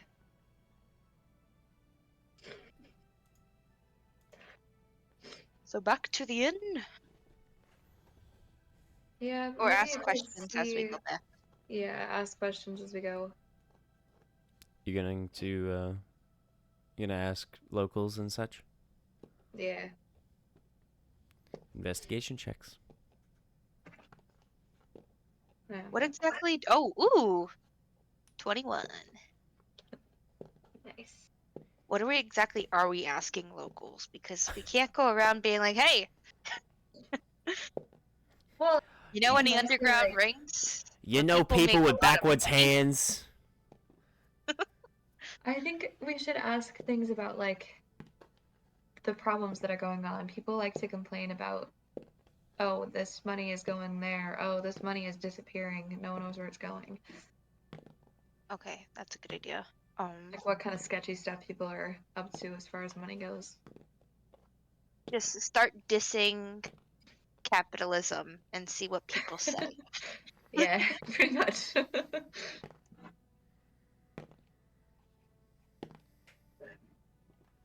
Or how do you feel about living in Crows? How's the financial situation treating you? There we go. Yeah, I would like to ask you about the socioeconomic I'm doing a situation. survey for my college. My college of what, lore? I think my college is lore. It all makes sense.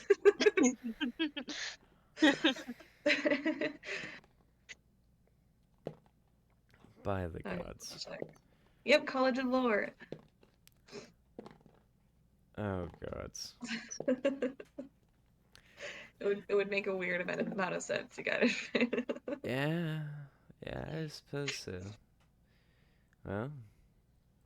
Investigation checks. 8. Not good. 8. I've got a 21. Should have let you go at advantage. I think that was the best it was gonna be, so it's okay.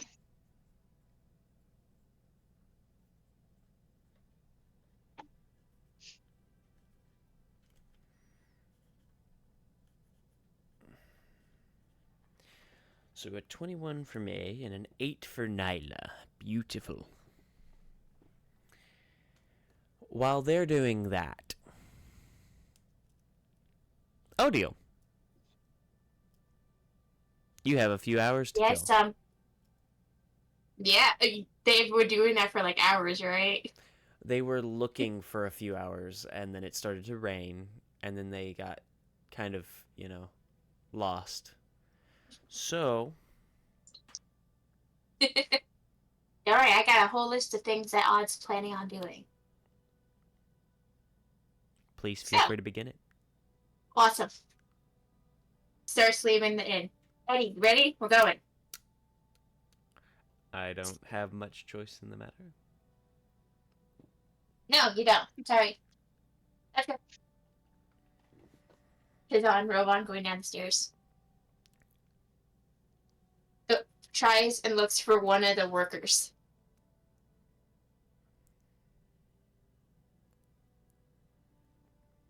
Is There- Pretty Cow Lady here? Mm-hmm. She is. We go to her then. Okay. Pretty Cow Lady. Yes, ma'am. Hi. Hi there. Do you need something? Yeah. Few questions. One,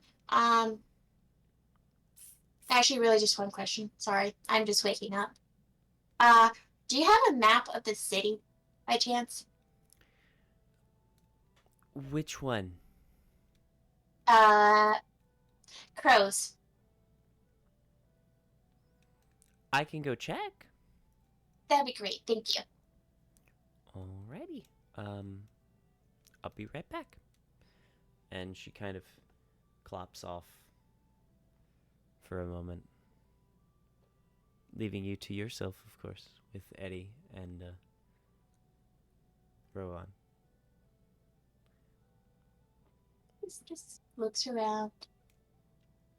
Not really looking for anything. It's pretty empty this early in the morning. However, there are a number of people who stayed. What the fuck? Why am I dropping things today? Why is today the day that I drop things? Anyway.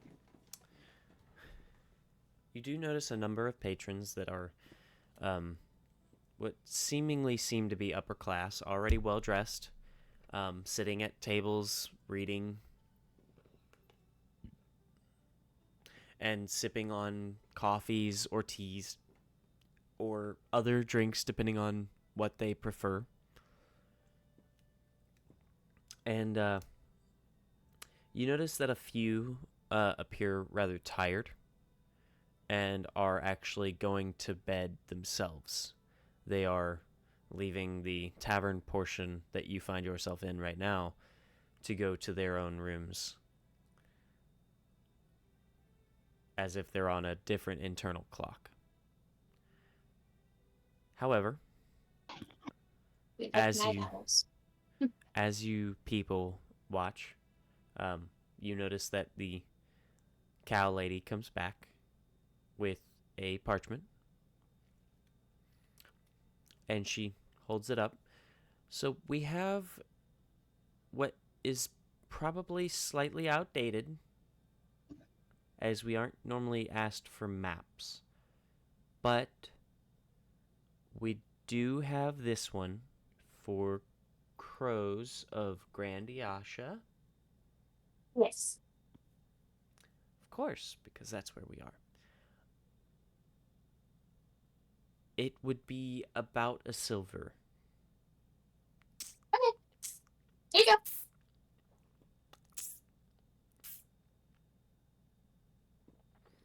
They take it and then hand you the map. And as you unroll the map, you notice that it is oldish. It definitely looks a little different from what you've literally run around in. Not by much, though. Just noticeable little differences here and there.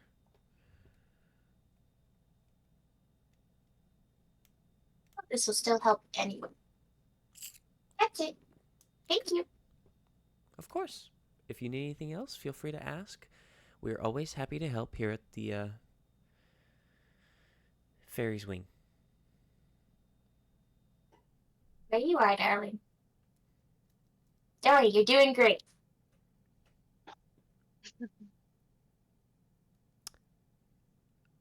I'm doing my best. That's all you can do. That's all any of us can do.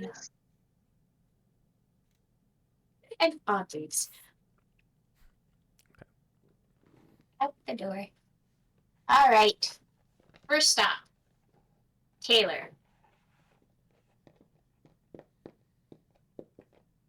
I don't know if this map really is any act. What's funny is the map itself also is not like labeled. It's just an actual map of the city. Well, this will be useful for something later. Puts it away. Time to go find a tailor. Okay. Roll an investigation check to try and find it. Thank you.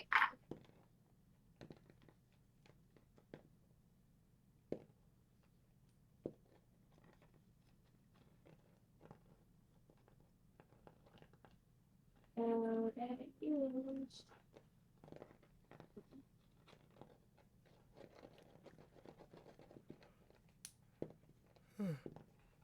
21. Hmm? 21. 21. Asking around, it doesn't take long to get a little bit of help from a few of the locals, mostly due to their curiosity of what you're writing and who you are. And the fact that you're coming from the upper district, a lot of the common folk are very curious as to why you're talking to them in the first place. But you make your way, and you actually do find a tailor within the city. This seems to be of higher quality based on what people have said. It's well kept on the outside, and it's meant to look inviting. The the decoration on the outside is very, very comedic, considering it's a tailor's shop. But you notice that above the door is what seems to be a thread cork with the thread around it, and it's meant to look golden. It's like yellow paint glittered basically into what looks like a thread, and then it goes to a needle that's also there. And you can see on the sign it just says the golden thread.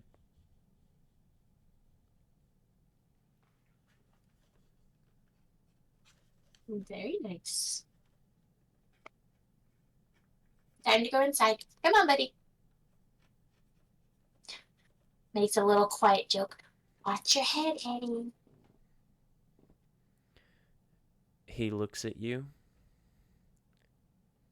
nods, looks directly ahead of himself, floats up a few inches, and then purposely flies through the top of the door sill.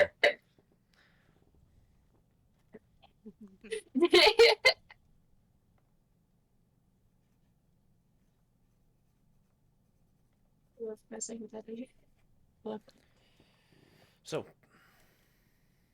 you walk in, and you notice immediately there is a figure working on what looks to be a very beautiful dress.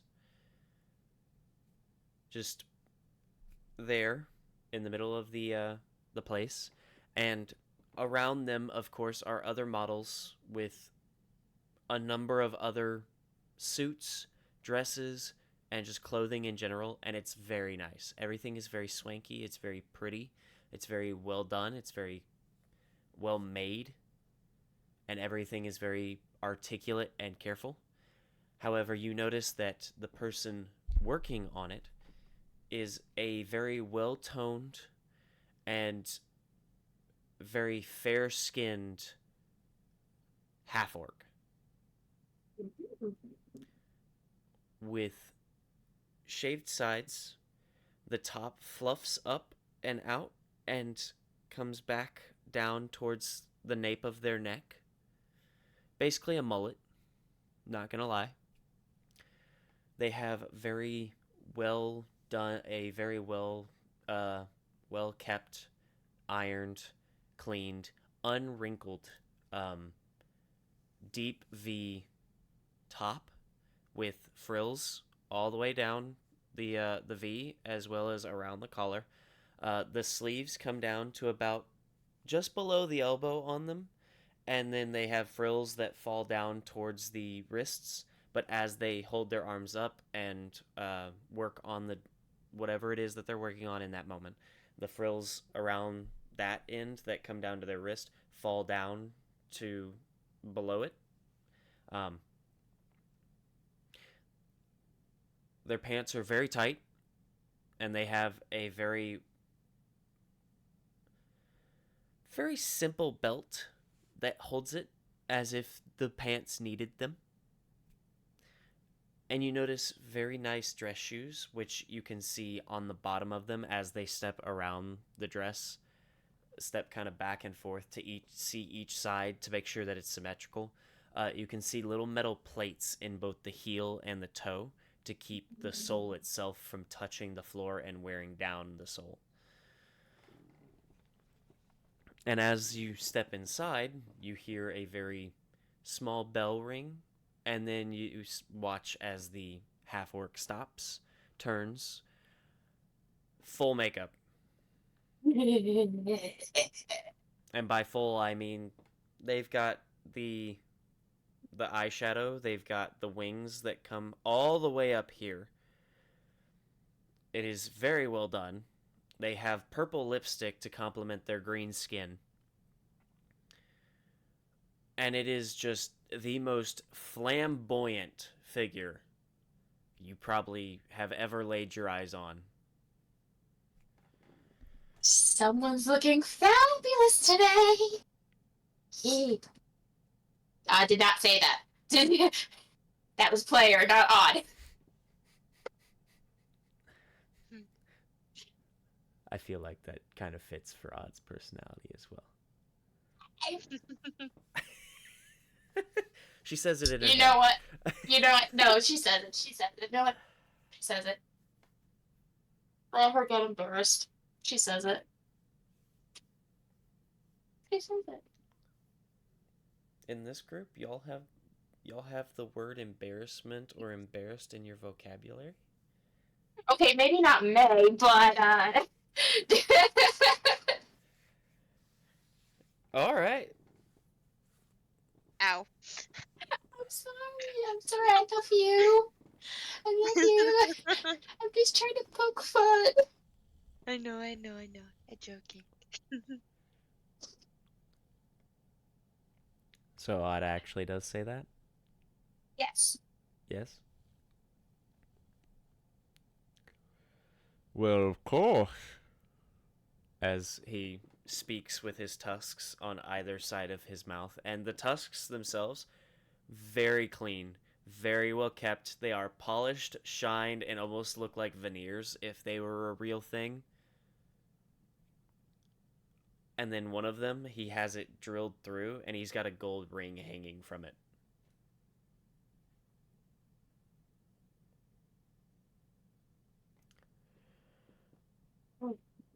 Well, of course I'm fabulous. Have you seen me? I do now. Most can see me from about a block down. Well, you weren't outside. Now were you? I don't have to be. That's fair. I'm sorry, darling. I missed you. That is my fault. So what can I do for you, sweetheart? I need some clothes. Well, you are in a tailor shop, so I hope that's what you're looking for. And this is true. I need 4 shirts. 2 of them short sleeves, 2 of them long sleeves. A very specialized, customized pair of gloves. And 1 dress. Okay. You've listed off your needs. May Yes, I I'm ask some sorry. questions? Yes, of course. Are the shirts for leisure or professional use? For everyday wear. So leisure. Got it. Do they need to be durable? Yes. Okay. So, durable leisurely wear. they also have to have a turtleneck. Just as the one I have right now does. Okay, that's simple enough. Besides that, the gloves. Hmm? You said that they need to be specialized, and I have to ask, are they going to be used for work, personal, decoration? Combination of all three. So, I work almost as a blacksmith in some senses. So I kind of need gloves that aren't going to melt, but are also going to protect my hands. Which is the other part of, if you can see my hands, they're pretty burnt. So I kind of need something that has compressions, because, yeah, it helps. Does that make sense? But then there's also one other thing to them. It has to fit over this. And I show the claw. So, leather. Tight. Mm-hmm. But also loose. Primarily just on this one hand. Don't want to break anything. Doesn't heat up too easily, but also needs to be breathable. What? Well, that's going to be very difficult. I'm sorry. I am difficult. It's much more fun being difficult than it is being easy, sweetheart. Don't worry. Now, let's see. The dress.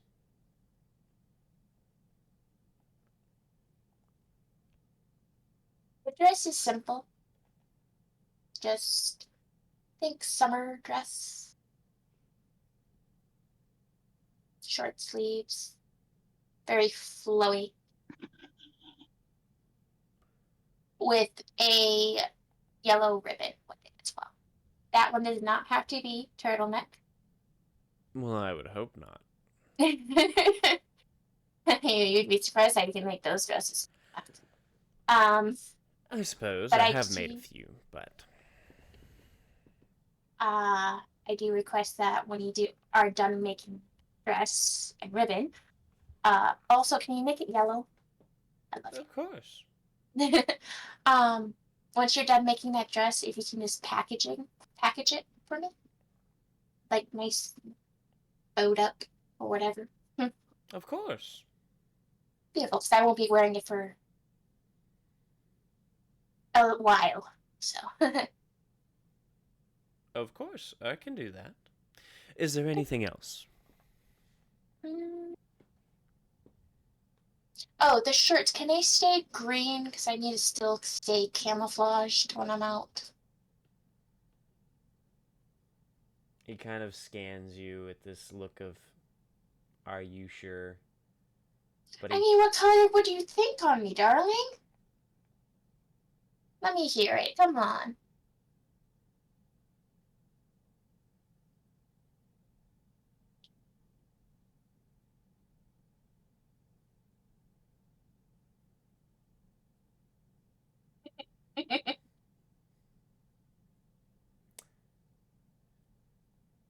I can do green.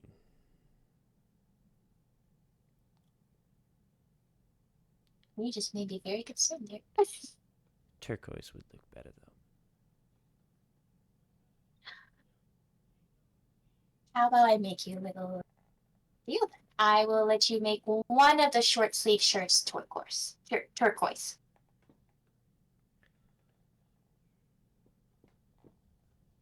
I'll take that deal.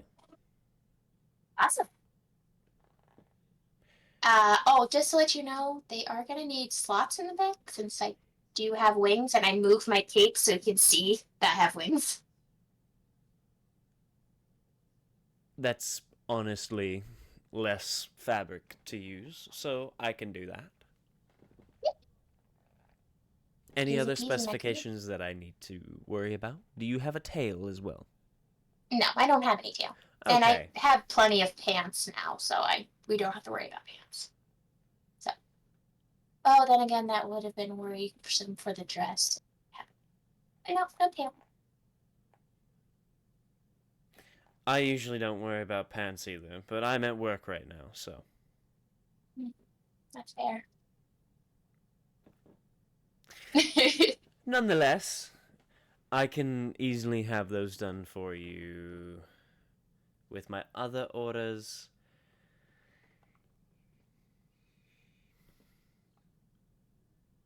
Five days? How much would it cost to express that? Me and my companions will be leaving the day after tomorrow. We're on a very short, long adventure right now, fortunately.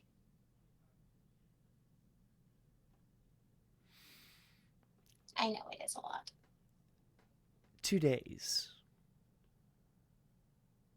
Well, we just got here last night, and so I came straight to you this morning. I'm trying. I'm sorry.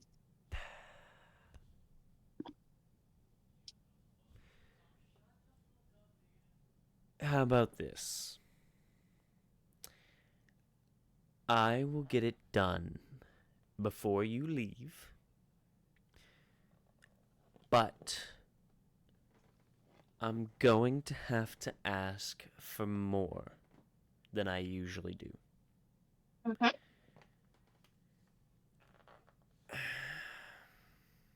If you want, you can even hold off on the dress until later, and you can just ship it to me in Friday, if that helps. You're going towards the dragon. You know what? I Unfortunately, don't yes. get paid to know what my customers are doing. I just get paid to make the dresses and the suits and the shirts and the what's its and who's its.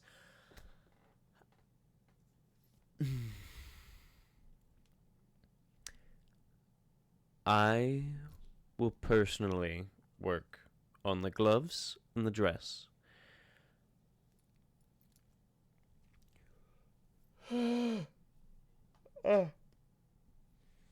I will have assistants of mine work on the rest.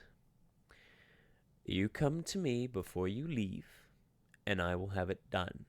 However, because of the time constraint, the fabric, of course, the specifications that you've given me, and the overall workload that it is. Normally, my going rate is dependent on the order. This one would have been about 7 silver. I'm going to ask you for 2 gold. Hello. That's it. How much do you think clothes cost?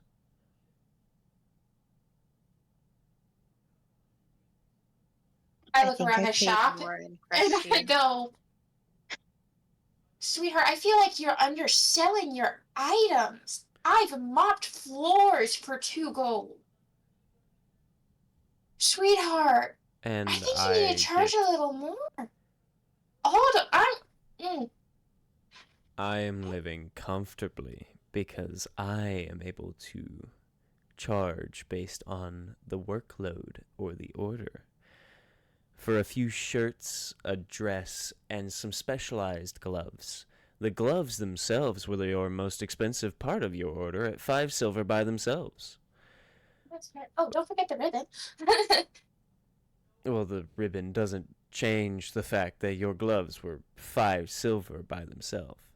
However, because of that, with nobility and such, I can also charge them far more with their orders because they're usually much more specific and it's usually much more flowy and fabricy and they want gold trim and this, that, and the other. So, I'm not that fancy. That's the point. That's why yours is only 2 gold. I don't even like dresses. I just need this one for the. Um. hmm. Goes into my pouch. Keep the change. Hands him a platinum. He takes it without question. He stares at you as he does it too. He just kind of swipes and then puts it into his back pocket without saying a fucking word.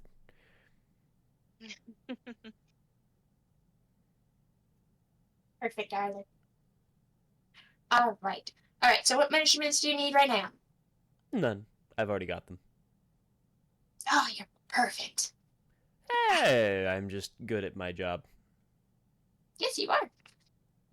And if you don't mind me asking, what's your name, beautiful? Many just call me Helm.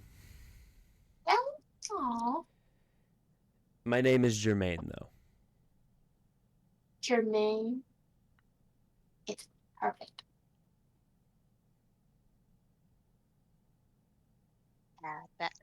Player question: is it Jermine? Germaine.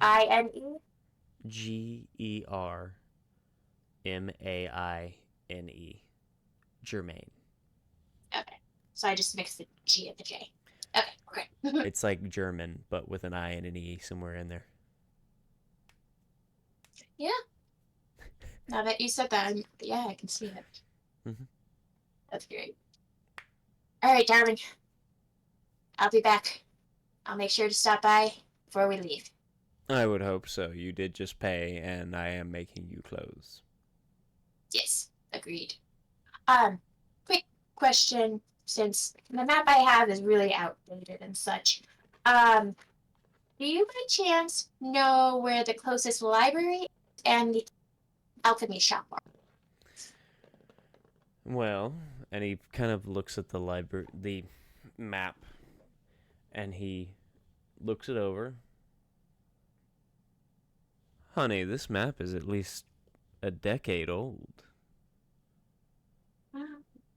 Fabulous. But I can say, and he points his well-filed and manicured and painted nail towards the map, about 2 streets over and about 3 blocks down. He points and he goes, that right there is probably your best bet for alchemy of any kind that I know of, at least. I'm not a big potions person. I don't like the idea of getting that stuff on my hands. So, from what I know of from my commute, that is an alchemy shop. I don't know if it's the best or if it's this greatness or anything that you're searching for, but I do know that's an alchemy shop. And then he kind of scans the map. There, and he points to one of the buildings. If I'm not mistaken, that one or one of them around it is a library. I'm not entirely sure. They've added a few buildings over there. That's right. That's still a good generalized direction to go. Thank you, darling. Of course. Now I have a rather quick workload that I need to get rid of. So, Yes, you do. Okay. Bye. Scurries off out of the door. Turns to see if Eddie puts his head through the door. Oh, he does. He's put half his torso through it now. Sideways. I know you will. You will. All right. So, alchemy shop seems the closest, so we're gonna go there first. Come on, robot. Let's go. Heading towards the alchemy shop. We still got time to kill. Mm-hmm. Heading towards the alchemy shop, you find yourself face to face with a. It's cute. It's a small building, because it's sandwiched in between two others. It seems that it's sandwiched between what looks to be some sort of bakery and a small restaurant area. It looks to me as well. It looks to me. It looks to you, your character, like there are a lot of herbs and stuff outside of this alchemy shop. You know, simple herbs, rosemary and mint and parsley and a bunch of like cooking herbs out front that are seemingly kept well. So it looks like they seem to sell to the two eateries on either side, basically. However, the front door is a set of double doors in the center of the wall that's facing you, and you can see above the door is a small potion bottle with a plant inside, like a small flower almost, and it just says it's vegetation display.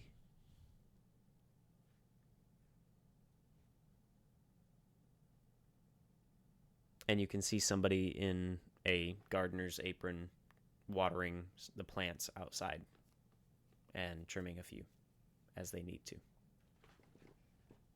Carefully goes up to them without spooking them, hopefully.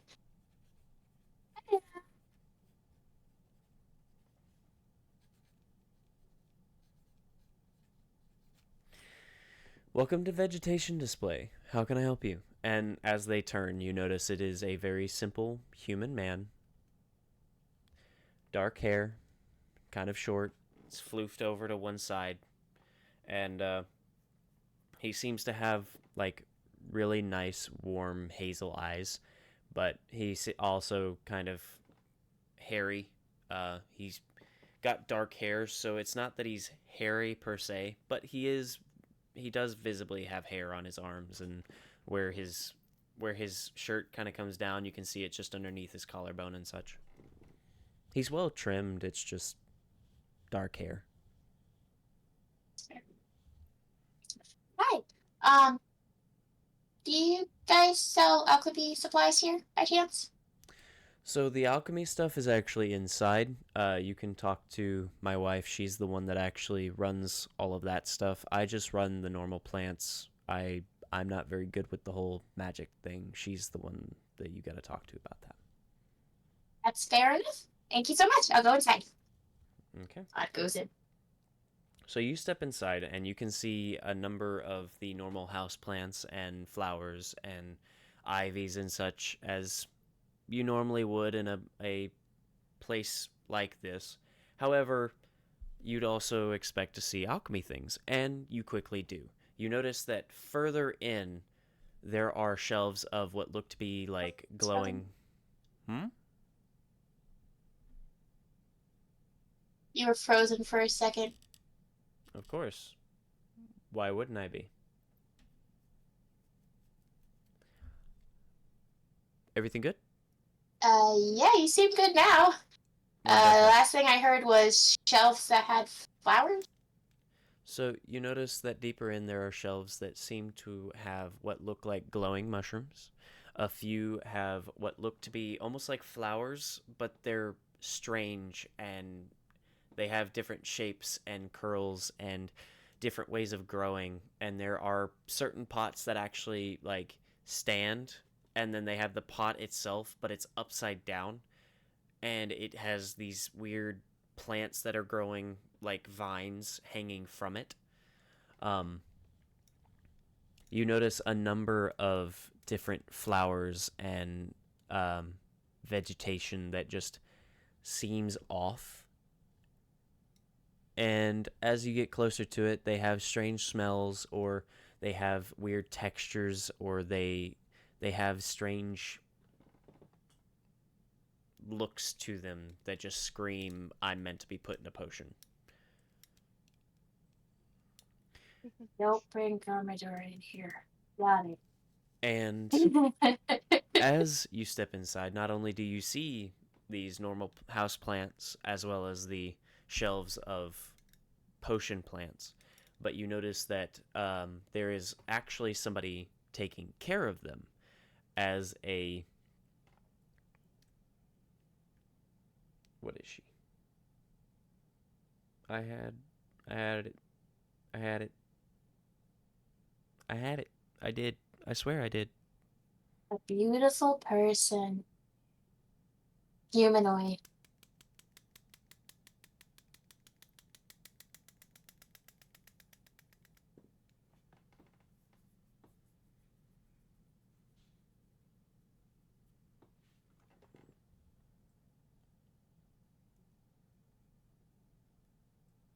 What the fuck?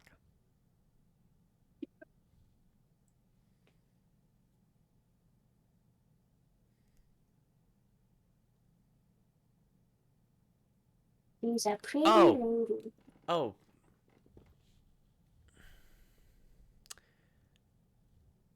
Where did Nyla? I know, right?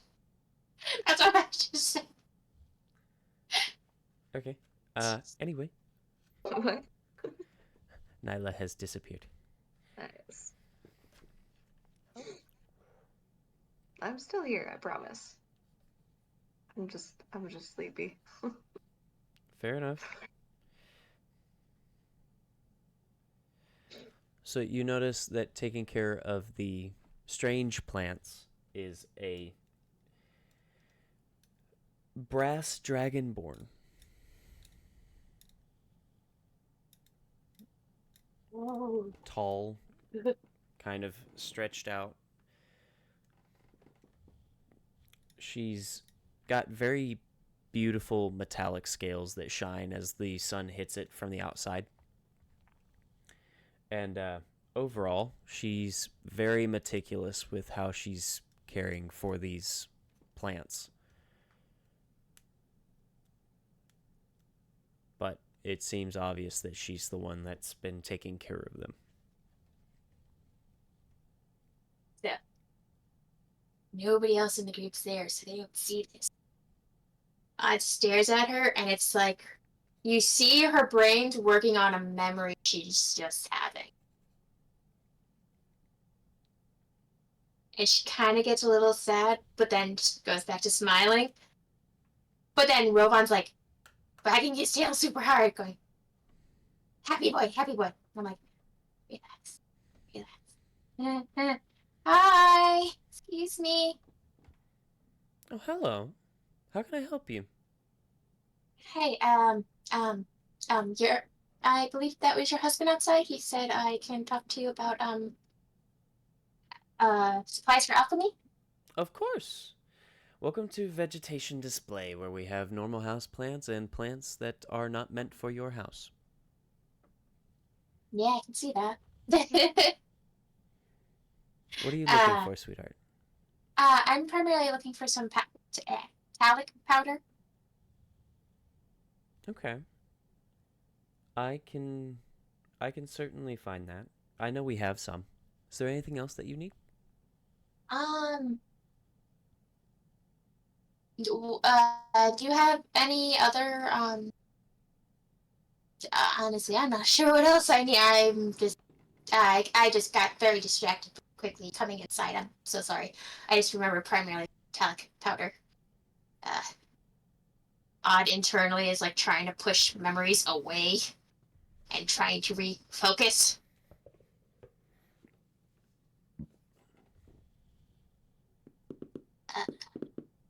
She seems to smile a very warm, like motherly smile for a moment and just kind of, well, you take your time remembering. I'll go grab the powder for you really quick, and while I'm gone, if you remember anything else that you need, or if you see anything that you'd like to know about, please feel free to ask and or keep the question in mind until I get back. Sounds perfect, thank you. She then turns and wanders off. I like lean down onto like Robon's head and I'm patting him and I'm like, I know, but it's not him. Not him. It's not him.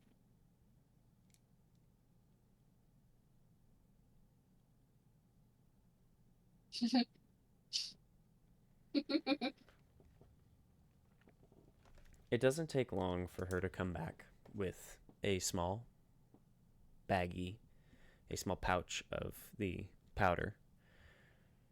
I wasn't entirely sure how much you were needing, but I figured I'd grab a small amount just in case, because it is enough for you to use a number of times, but not so much that you are worried about carrying it around. Perfect, actually. Hmm.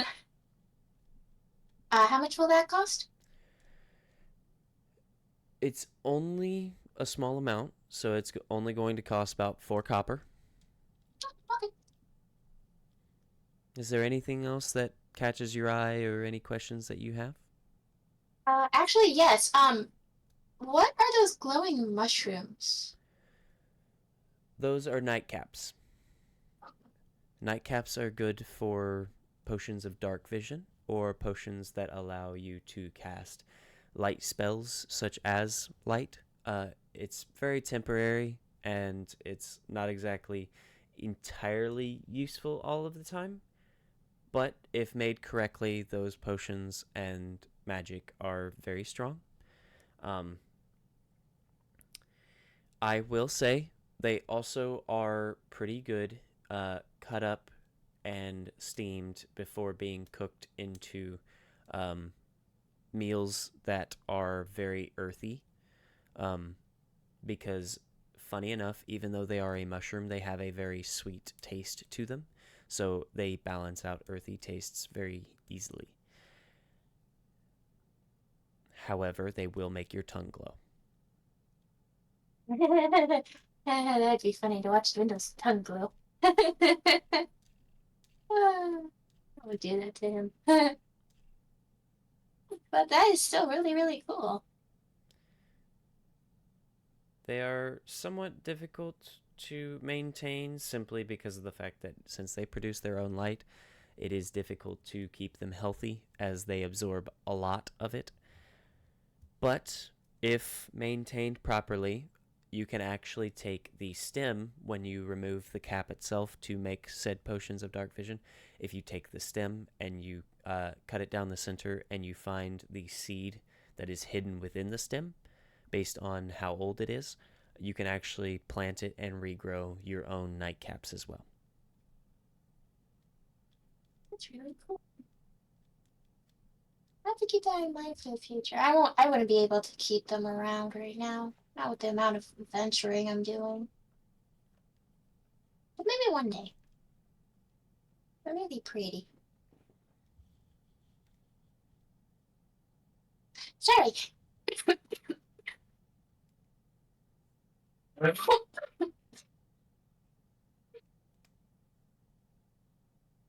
Dying's bad for your health.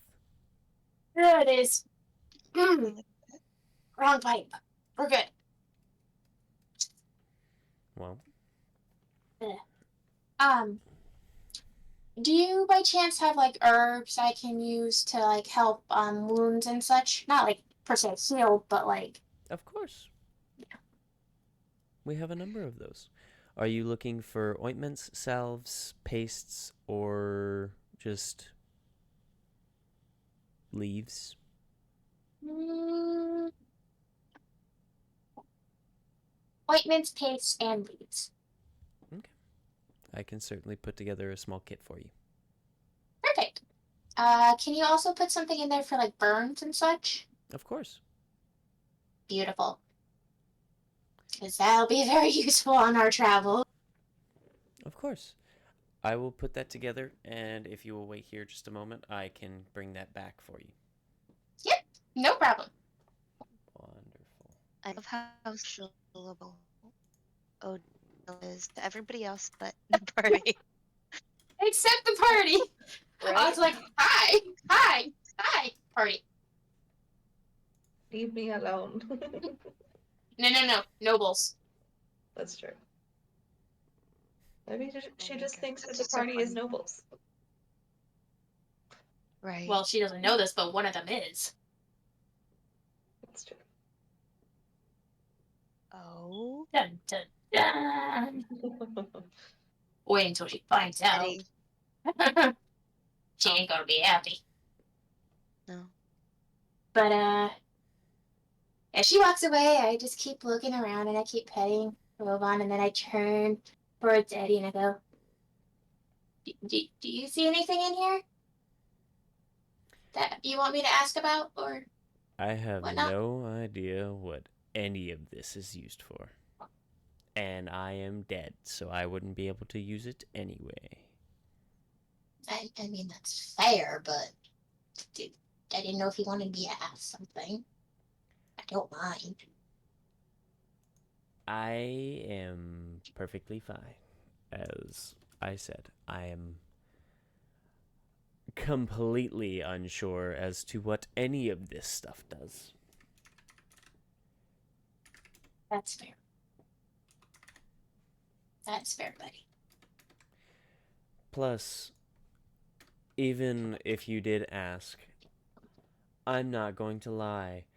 I'm a little stupid, so I wouldn't know what any of that is used for. I turned her head away. Who said it? Not me. In the sense of alchemy, I have no knowledge of alchemy whatsoever. I don't understand it. I never did. My mother tried to get me a tutor to teach me alchemy, to make me smarter as a young noble. Well, I blew up my tutor, almost. So, I mean, I think I'm good on the whole alchemy thing. You have your fun. I'm going to stick to my books. I mean, to be fair, I blew up a few times too. Exactly, and you're still breathing. My tutor was maimed.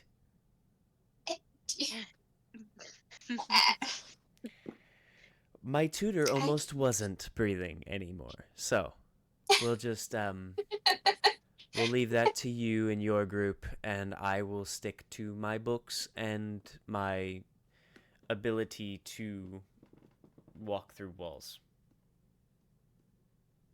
Yes. I mean, to be fair, we should just leave the alchemy. I don't think the rest of the group would do very well with it. I don't think so. I mean, technically, Garmador could be pretty good at alchemy. I mean, he'd be a perfect ingredient after all. Don't want to hear you say that. I'm just saying. I feel I like a know you are. sentient dandelion would be a very interesting potion in the making. I You're think not he would touching my too. dandelion. I think he would too. Like, it would be like a nice potion or something. I have no idea, but I also don't want to find out because I'm going to blow something up. So, I'd rather not. And I Okay. can't handle it myself anyway, he says as he then puts one hand through the other. We'll figure something out for you, Putty. Don't worry. I look back towards where she was to see if she, like, all of a sudden walked up and just sees me talking to myself.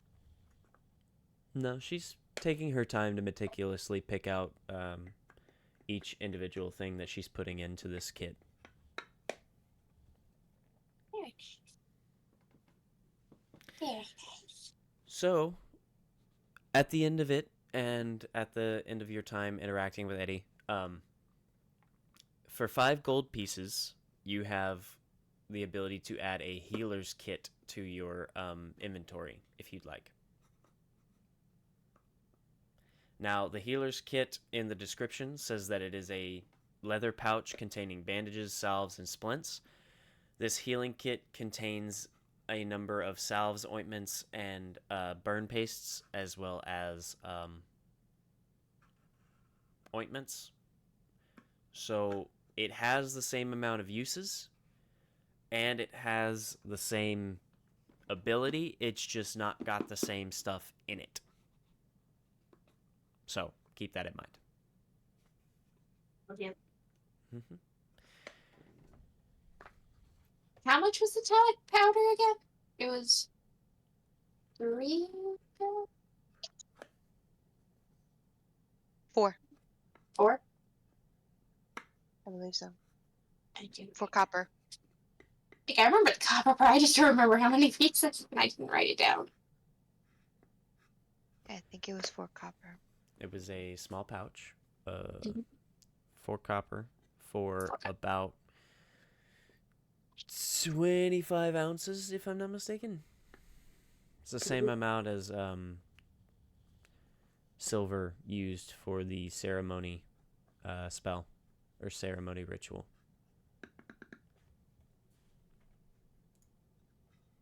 Let's see here. For something else that I'm gonna make.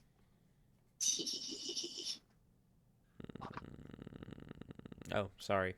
It's 25 gold pieces worth of powdered silver.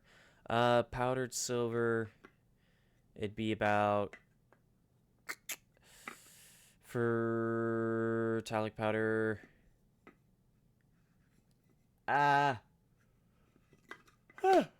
fuck. I would say at most a pound.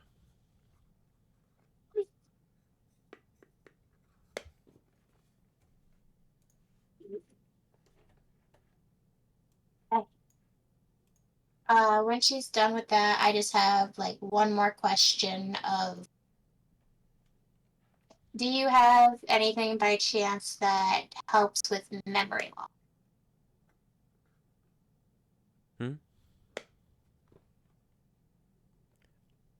Heard something about memory loss, and I'm the one asking.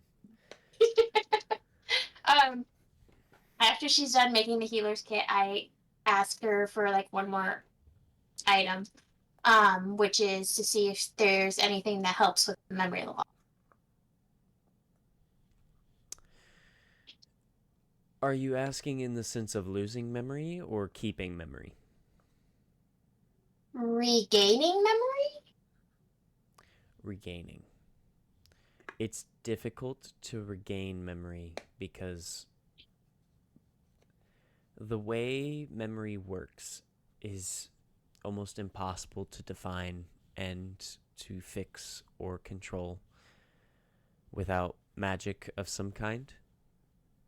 And even with magic, we can only influence memories. We can change them, we can move them around, we can fix them, but we can't necessarily bring them back once they're forgotten. We can try, and I have a few different plants that may help, but I can't promise any results. I can't promise that it will immediately make everything go back to normal or immediately make you remember what you did when you were 2 years old or anything like that, but I can definitely say that there are a few medicines and plants that help in their own way.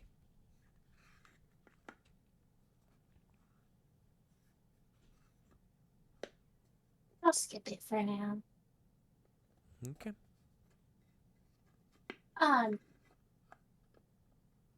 So I hand her the 5 gold and 4 copper for the items.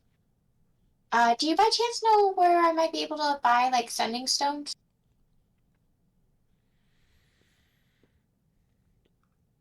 That's an expensive item that I don't think that you will be able to find in the city because that's something that takes time to make. And magic items like that are difficult to come by due to the fact that if everybody has one, then it becomes very easy for everybody to cause problems. That's fair. Or certain people to cause problems for everybody. Usually the guards are the ones that get them, and those are usually if I'm not mistaken, those are usually requested from the capital. Interesting. Good thing we're heading that way anyway. Well, I do hope that you will be safe on your travels. With my group, not a chance. Yes. I will assume that's supposed to be funny, and I will laugh while I go back to tending to my plants now. Fair enough. Thank you so much. Yeah, I have a good one. You too, sweetheart. And I'm like, Robon, turn. Turn. Jumps off of Robon because he's still not moving. Pulls him by his tail. Out the door.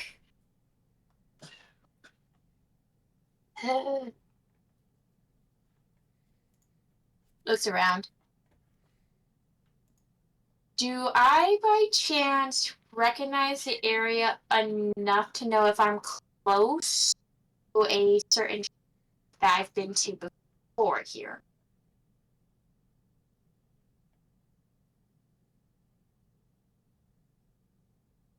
Because Odd has to go see a certain Goliath. Oh! Yeah. Huh. That would take some walking because that's more up north. But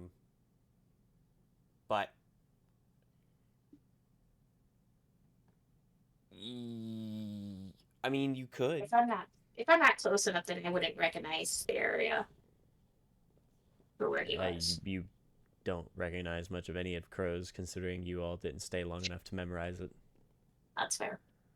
You all were here for literally a night, and most of it was spent running in a warehouse and then lighting said warehouse on fire. Oops. And then spending the night in prison. Alright, so then I'll just start making my way to library. Library, I'll just Okay. We will pick up with you going to the library next week because it is already 10:30. Yep. And we had a very, very productive session this week, as well as a very interesting deal. Yeah. Each of you making deals of your own kind. So, thank you all for joining. Thank you all for coming along on this wonderful journey. Thank you for following the Will-O-Wisps. You never know what stories they may have to tell, and tonight's story seemed to bring about quite the dilemma for our wonderful Nyla, as May tried to support the decision, but was very much nervous of the possible consequences that could arise. You made me an offer I couldn't refuse. And with a deal struck, the offer that could not be refused was taken. And now, it seems that the group may have a little bit more on their hands, backwards or not, than they realize. So, I hope that you all will join us next time to find out what happens in the journey of Grandiasha. But until then, we hope to see you in the woods again, but we'll keep the campfire roaring for you. So remember, follow the fireflies. You never know what stories they may have to tell, or what deals they may have to offer. Good night, everybody.